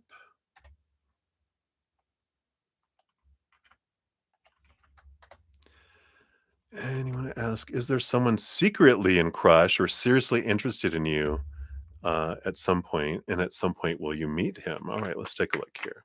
Thank you. Is there someone? And if so, will you meet them? And if not, what else can we know? I don't want any of those. I do want, here it is. I want this one. So is there someone crushing? Ooh, secretly, the high priestess. Yeah, the high priestess energy. This is someone that goes away, goes up into like their temple, tries to see things from a different perspective. But this is also the revealer of secrets. That's where this, so I feel like from a distance, they're watching you and they're interested in you. But this is the high priestess does reveal the hidden emotions, especially emotions, energy. Um,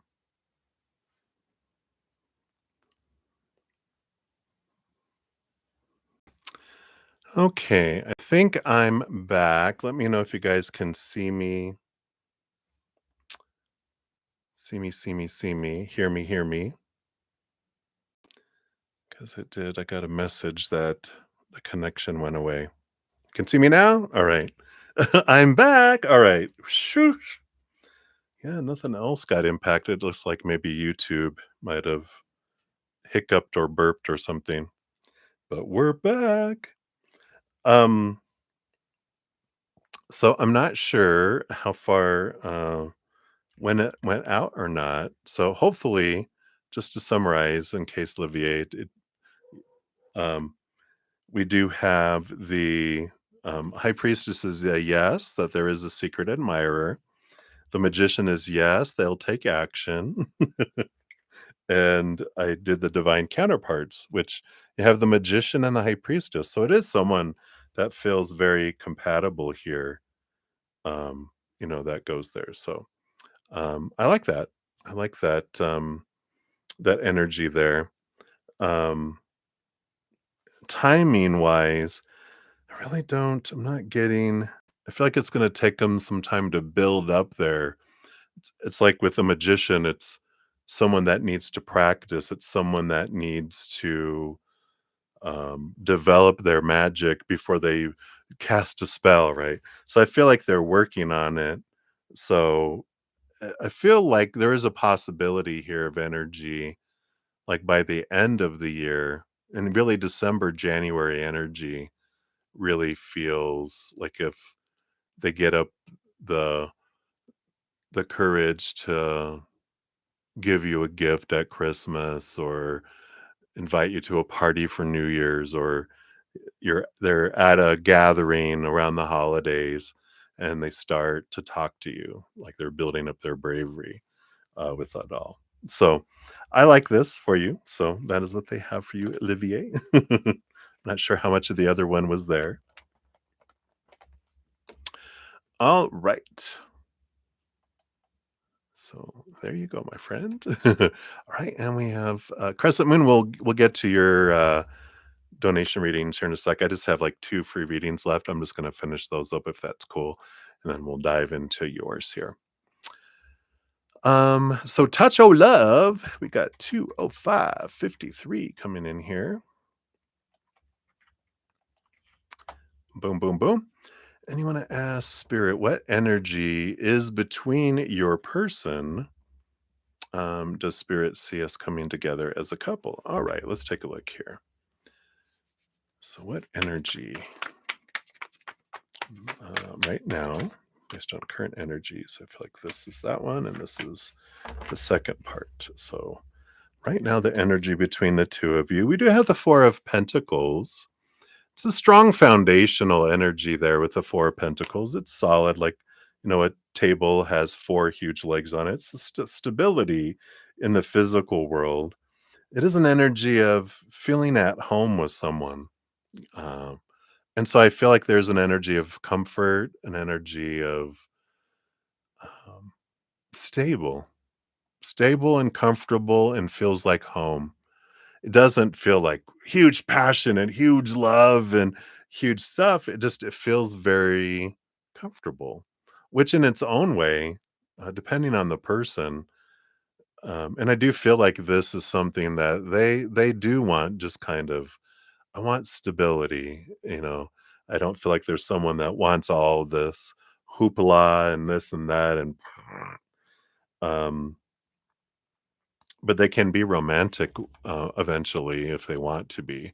It feels very Taurus energy, ruled by Venus, but they like the grounding feeling of comfort. Like you'll see them more in warm ups and a hoodie than you will in, you know, I feel like in a, dress to the T. They can do it if they need to, but their choice is to be like comfortable.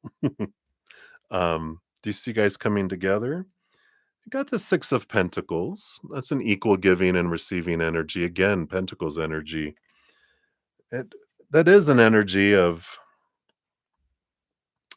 relationship energy. So there's a possibility there, but it just feels slow. Very Knight of Pentacles, Seven of Pentacles. The last thing that grows on the fruit tree is the fruit. That it's going to have to be the long haul. It's not going to be all the. It's like if we were like, if it ever got to be where you guys were going to get married, they would just want a small little group of friends somewhere doing something, not a big wedding kind of energy. It feels like simple. They just want a simple life. They don't want a fanfare and all this stuff. They're very content with little. So that's the kind of energy that comes in here. And I'm not sure if that is what you're wanting. If you're like, oh, hell no. um, but and it's like it's the difference between going, "Well, I could put up with that," but it's like if that's not what you want, then maybe that's not, I mean, then maybe there's growth that will happen between both of you, bringing you more towards the center, right? So, I feel like that's what's coming in here. I don't feel like it's an absolute, um, I don't feel like you have a faded relationship, where absolutely beyond a shadow of doubt, you're gonna end up with one person all of your life. I feel like depending on what paths you take in life, you could end up with this person or end up with this person or end up with this person or choose to be alone. I feel like there's, different paths in this lifetime for you. Some lifetimes we do choose and have it where we will, be with someone. Absolutely. At some point, early or late, we'll be with just this one person or eventually be with just this one person for the rest of this human character's life, right? But this one feels more like power of choice and adventure energy. Here you were like, well, there's possibilities. We'll see who I end up with and what choices I make. Could be any of them. So I feel that's why I feel like it's not such a yes, it's like a could be energy, but it feels kind of uncertain still. It's like there's too much to be decided between now and then. One, are you going to be patient enough for the long haul to get to that with them? Or you're like, it's all right. All right. So that's what they have for you. Touch of love. Hopefully that resonates there for you. All right. And then the last free reading we have is Collector, like a purring cat. I can't do that very well right now. All right, so here's your timestamp. Boom, boom, boom. So is anyone trying to give you a message? If so, what? All right, let's take a look here. So, can we know who this is? Anything that will help us understand who this is that's coming through? Batter up. Okay, thank you. And oh, that's the person behind the message, and then that's the message. Oh, sorry. All right. So, yeah, the Wheel of Fate, the Fates energy coming in here. This is interesting energy because the Wheel of Fortune is. Um, I just feel like this is someone that you've had a lot of fated relationships with in this lifetime and past lifetimes. So I do feel like whoever this is someone you've known in this lifetime. Like you said, you've lost a lot, but it's multiple lifetimes that you've had relationships with them. The Fates wheel, they just keep on showing me the Wheel of Fortune wheel, and they're going, "Brrr." No, it's the Price is Right wheel. So if there's someone that really loved The Price is Right, this is them because they keep on showing this Fates wheel, but it turns into that big wheel that they on Price is Right, you know, that old one? They keep on spinning it and spinning it and spinning it. So it's them and going, "Yeah, we've had so many lifetimes together in so many different capacities as so many different characters." So, whoever that is, it reminds me of I think it was one of my mom's aunts, her great aunt. When I was like young lad, we went to visit, and um, she was in a wheelchair, and she had to be there for it was Family Feud or Price is Right or one of those. She just had to watch it, and like we were eating dinner and we were talking, and she's like, "Oh, it's 8 o'clock." Mid conversation, rolled into and turned on the TV, and we were like, "All right, well, bye." And I think we talked to there was someone else visiting, and we just ended up sitting in the kitchen until it was over, and then she came back in. It was funny. But that's the kind of energy that I'm feeling, someone that was so The Price is Right or a game show, but it was just like that. The message they have for you, why are you so scared? No.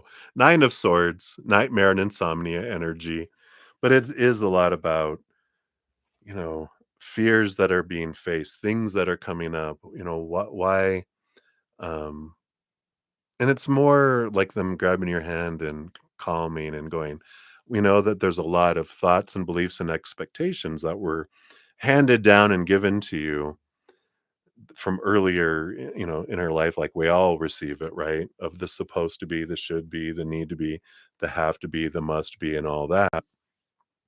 There's all this energy that comes in with that. And and they're saying that it's okay, the stuff that's coming up. Um You can let go of. The price is right. The price is never right. It gets close. It's whoever bids closest, to the price, but, gets the prize, and Price is Right, gets an opportunity to win prizes, but but the price is always changing on things. If the people that were in the old Price Are Right were bidding for the item now, they'd be totally wrong now because times change, prices change, and everyone's perception of what value is changes. That's funny. They're all making it about the prices right, which is hilarious. But they're saying that's okay, that your beliefs are opinion that was given to you, but you can let those go. You don't have to take on all those opinions you were given grown up, even though you did for a while. Because as children, we don't know any better, and you were inundated with a lot of opinion. Now it's, I can let that stuff go and I can see things differently. I get to choose the story I put to things. I don't have to listen to all the stories that were given to me about what something means or doesn't mean. And I feel like that's the big thing they want you to do here. It's like releasing it. Turn your nightmare, um, which these are like flying ants in this one. They're not butterflies, but from a distance, they look like butterflies. So it's like when we step away from that, our perspective changes and you can change your perspective.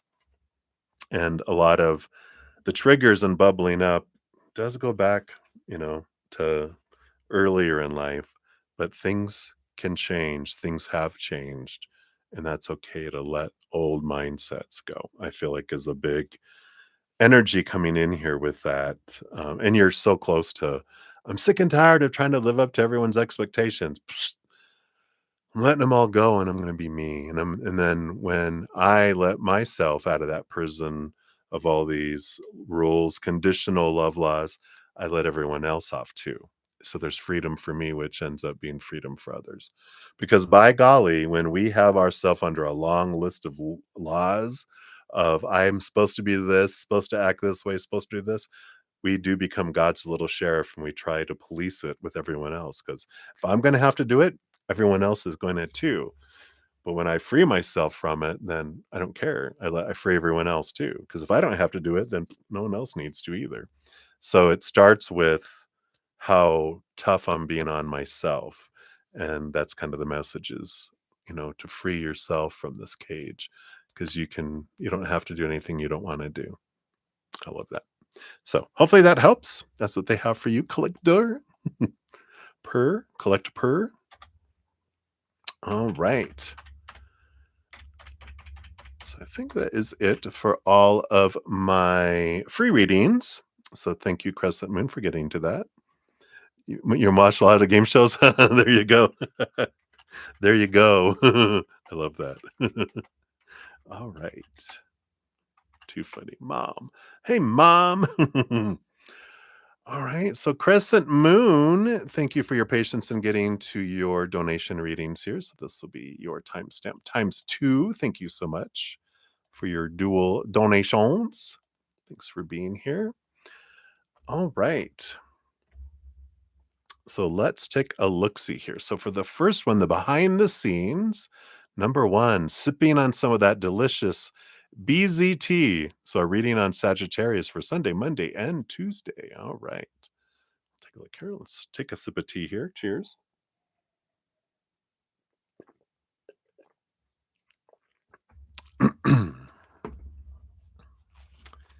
All right.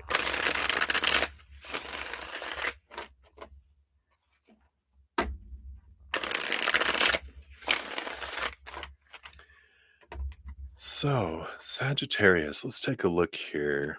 So, what's going on with them? So, tomorrow, Sunday. Okay, got two for that. Got these two for Monday, but that's underneath the surface there. And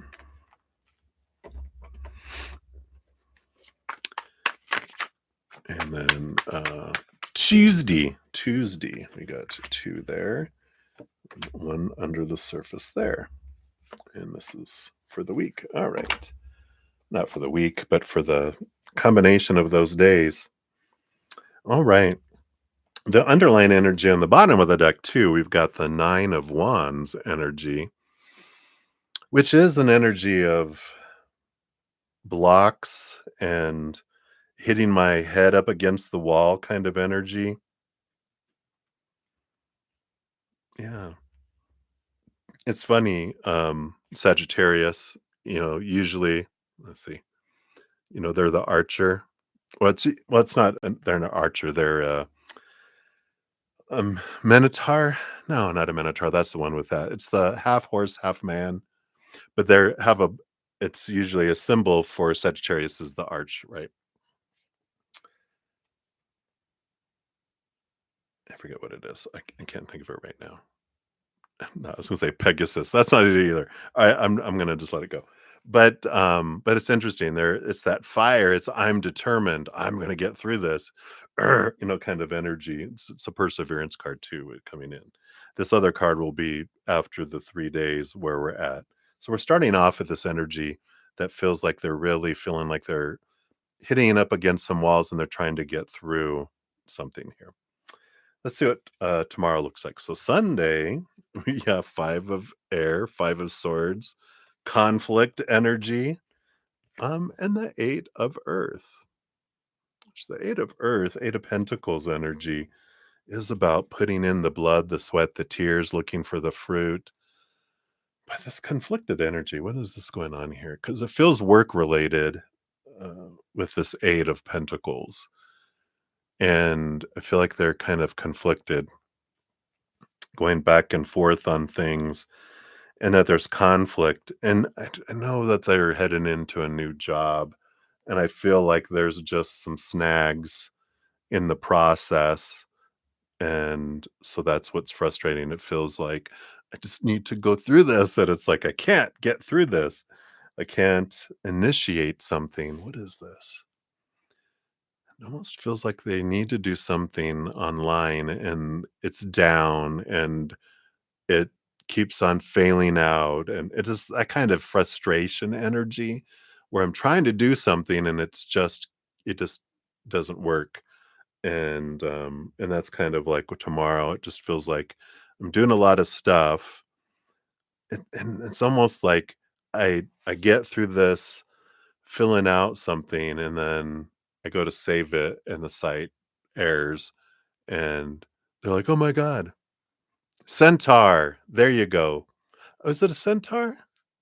Oh, I said minotaur, which a minotaur is the, but the centaur is that other thing. That's right. So thank you, centaur. I have to remember, it sounds like Sag Centaur. SS, even though it's a C. Okay. So it feels like they're trying to do something. It keeps on failing on them, and they're like, they click back and everything's gone, and they're just like, no. So I feel like that's their tomorrow is like they're trying to move forward and just they keep on hitting walls no matter where they go tomorrow. So it just feels very frustrating for them because they're trying to it's like they're trying to do so much and they're feeling the stress of time. I gotta get all this stuff done. Ooh, if they can just release that fear, then they can just flow. But it's all of that, right? Oh, thank you for looking it up. If I had like an Lexus or whatever, I would just say, Alexa, what is the blah blah blah? But I don't have it down here. Um, Okay, so that's for Sunday. Monday, yeah, we got a more of a balanced energy coming in with the 2 of Pentacles. That's good. And the 10 of water. Joy, joy, energy coming in here.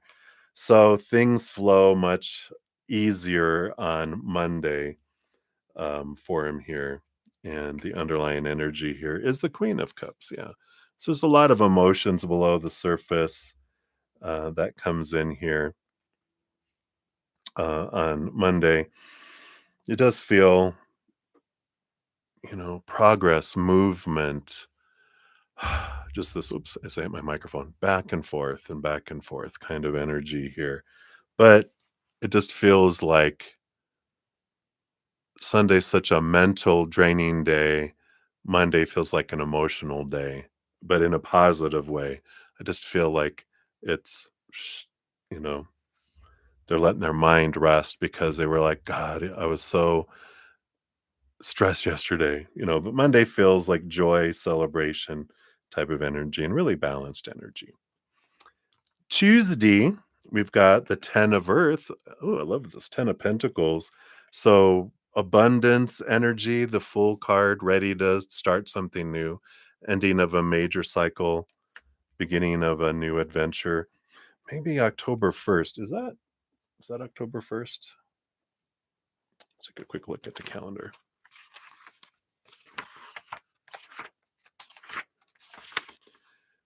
October. Yeah, Wednesday's October 1st.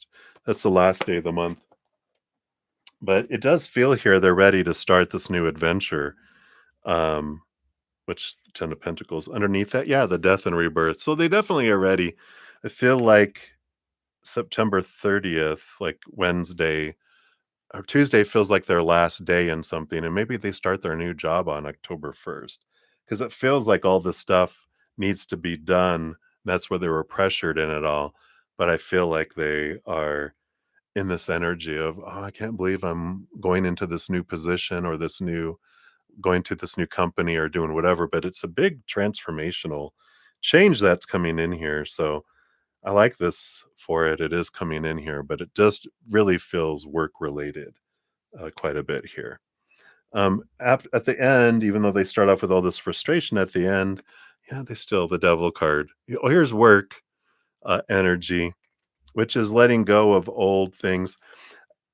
this is interesting because the devil card is Saturn, Capricorn energy, which rules over the 10th house of work. That's why I'm getting work. Um, and The devil card also shakes and rattles our cage of a lot of our long held thoughts and beliefs.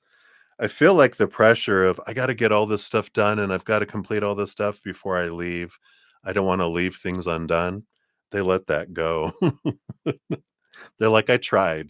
I tried. Here's the stuff that's left over to do here, and they hand it off to who's taking it over. I like it because they're trying to be perfect. They're trying to, not leave something undone. They want to leave on a high note of I completed everything, and it's like you're dreaming. Just do as much as you can and hand over the rest. And I feel like that's what happens on Monday. They kind of tell their boss or whoever that, oh God, I was trying to do all this and I did this, and the system kept going down. I couldn't do this. I lost all the stuff and I did this. And they're like, relax, dude. Just do what you can and hand off the rest on Tuesday, you know, because I feel like they had October 1st be this is their start date at a new company or a new position that's coming in. Do we want this one for here? Let's do your fortune cookie now because it's going to be about Sagittarius anyway, right? Okay. So let's take a look here and see what else does Spirit want you to know for your fortune cookie here. There we go. And we have mead and wine. All right. And your presence embodied, tasting the pleasure flowing through your being. Ooh, interesting. All right.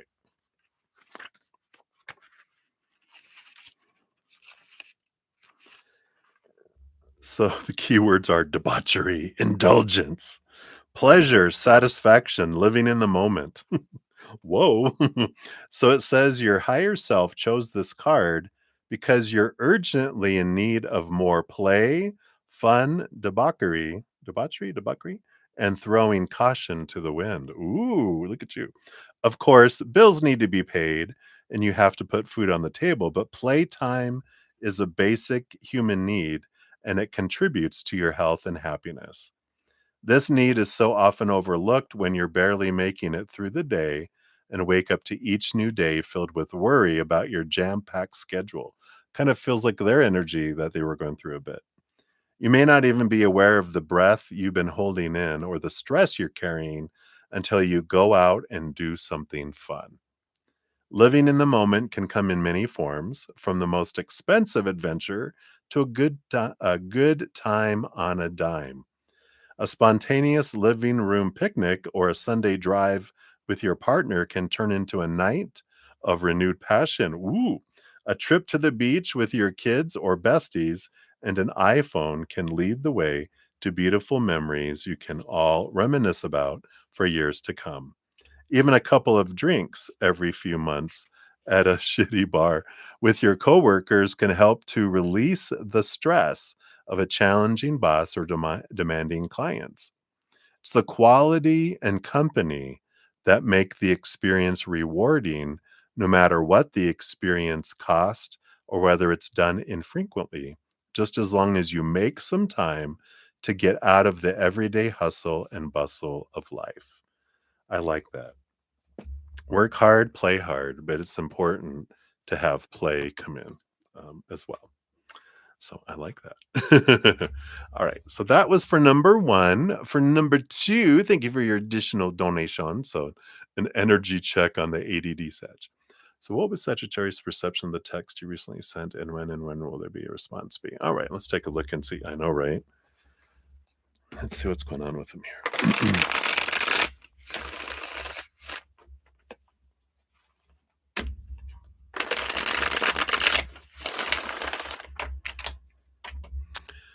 All right. So what was the perception of the text that you sent? Okay, got this. Got this. We've got this.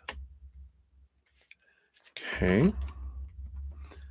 And then What will be their response? I know, right? Spill the tea. What will be their response?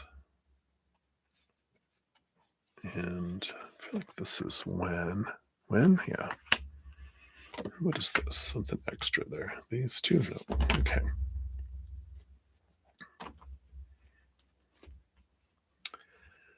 All right. So let's see what we got going on here. So, what is their perception of the text? We've got the two of earth. We've got this balanced energy, the going back and forth energy, too. Look at all the, what a great kind of, all these arms doing all these things. Such represents their energy. Balance to them isn't balance, right? We got the Tower card. Interesting energy with the Strength card, too. So interesting energy that's here. Because we've got the Eight of Cups on the bottom, which is about someone walking away from a relationship. So I'm not sure if this is what happened before, because the Tower isn't like the Eight of Cups and the Tower doesn't feel like present energy, feels like energy that happened in the past. And they're trying to look at this, balance this all out. And the Strength card, the courage, the inner strength, the fire to, do I want to, face the dragon or not? And that's not, you're not the dragon, but it's like, do I want to face the past or don't I feel like is what the kind of the going back and forth and these three hands on either side is like so I feel like they're still spinning a bit, even though it feels like it's balancing out a bit. I feel like it is just kind of, and with everything else going on in their life, it just feels like there's all these directions, and it's like I can't think about this. I've got to do this and this and this and this. But it is an interesting energy here. Again, confusion energy coming in, mental confusion. Hmm. Okay, let's see what the response will be here. So we've got the Three of Water, Three of Cups, which is joy energy that we have there. Underneath that, the Two of Water, the Two of Cups. So it's a very positive, it feels like when they respond, it's a positive response about importance of relationship and the joy. I'm so glad you reached out. Sorry it took me so long to get back. And life is crazy, um, all this stuff going on. You wouldn't believe what my life looks like right now. It's like, and you're like, even more than usual.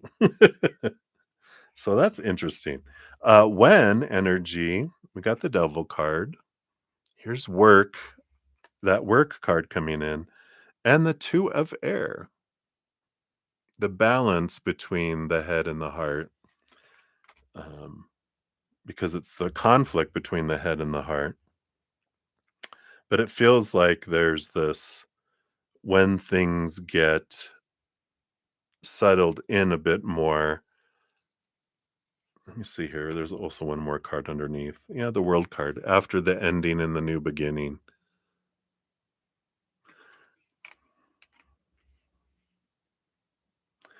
It's a combination of, I want to wait until I have time to where I can really talk and not feel rushed. Um, and then also, um, I need to be able to have the energy and the ability to do it in the way that I want to talk. Because I want to just be like, hey, blah blah blah. They're like, I but I also feel like they're just so scattered that they're trying to, how am I going to respond? Well, I don't want to respond by text. I want to call, but I don't have time to call, but kind of energy.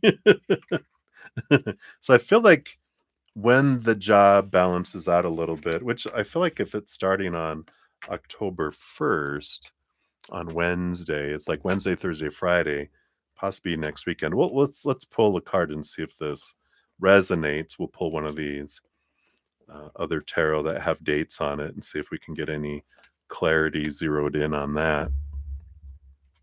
See if we can get specific time frames. I know with ADD Sagittarians, it's like, now. Let's take a look here. Can we have an idea? What's that? It's just funny.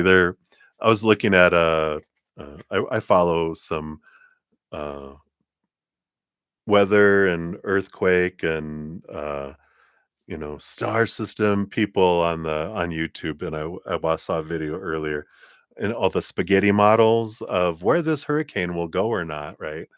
It's always interesting to see all the stuff, and this is what they showed me is spaghetti model. So the spaghetti model, what is the most likely track that's out of all the spaghetti model of all the different tracks that it could go, which ones are they majority of them pointing towards, right? That's what they showed me in my head. The spaghetti model. Let's see the spaghetti model of timing. When would they reach out and respond to this text here? Okay, thank you. Oh no.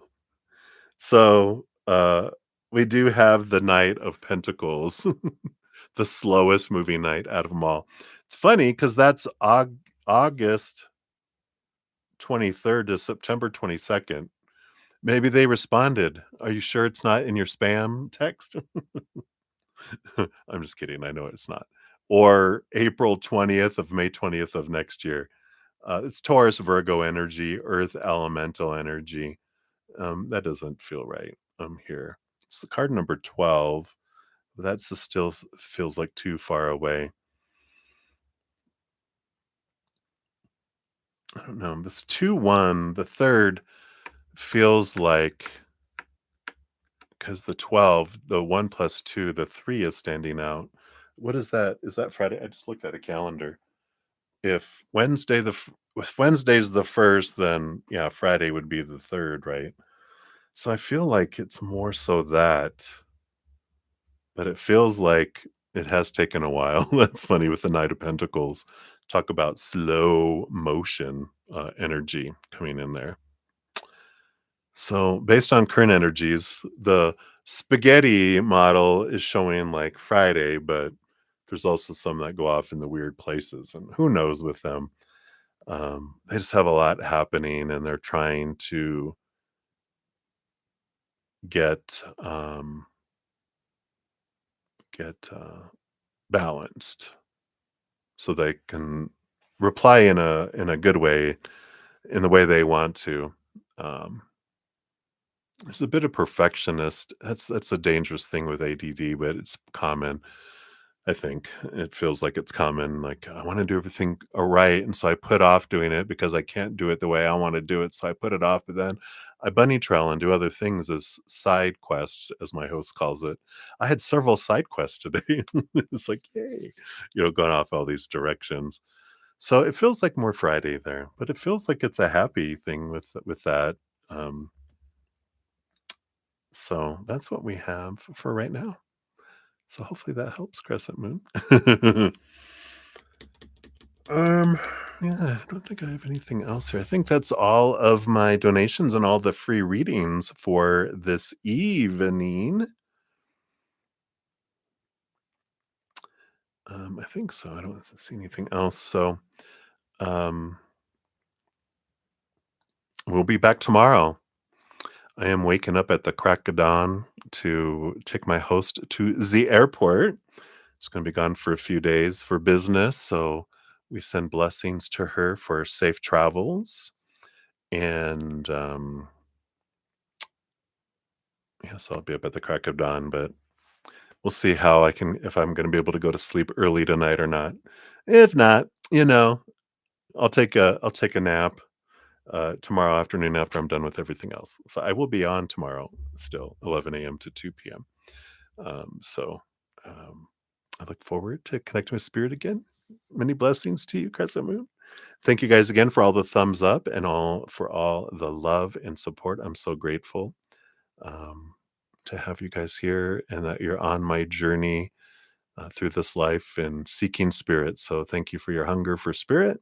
And remember, as we're going through our adventures, that every second of every day of our lives, that we truly are eternally and unconditionally loved by the mother and the father of all things, our creator. And of course, I love you too. So till I see you guys again, hang in there, take care of yourselves. Remember, have some fun because why are we being so serious? It's a playground. Let's go play. All right. All right. Much love to you guys. We'll see you soon.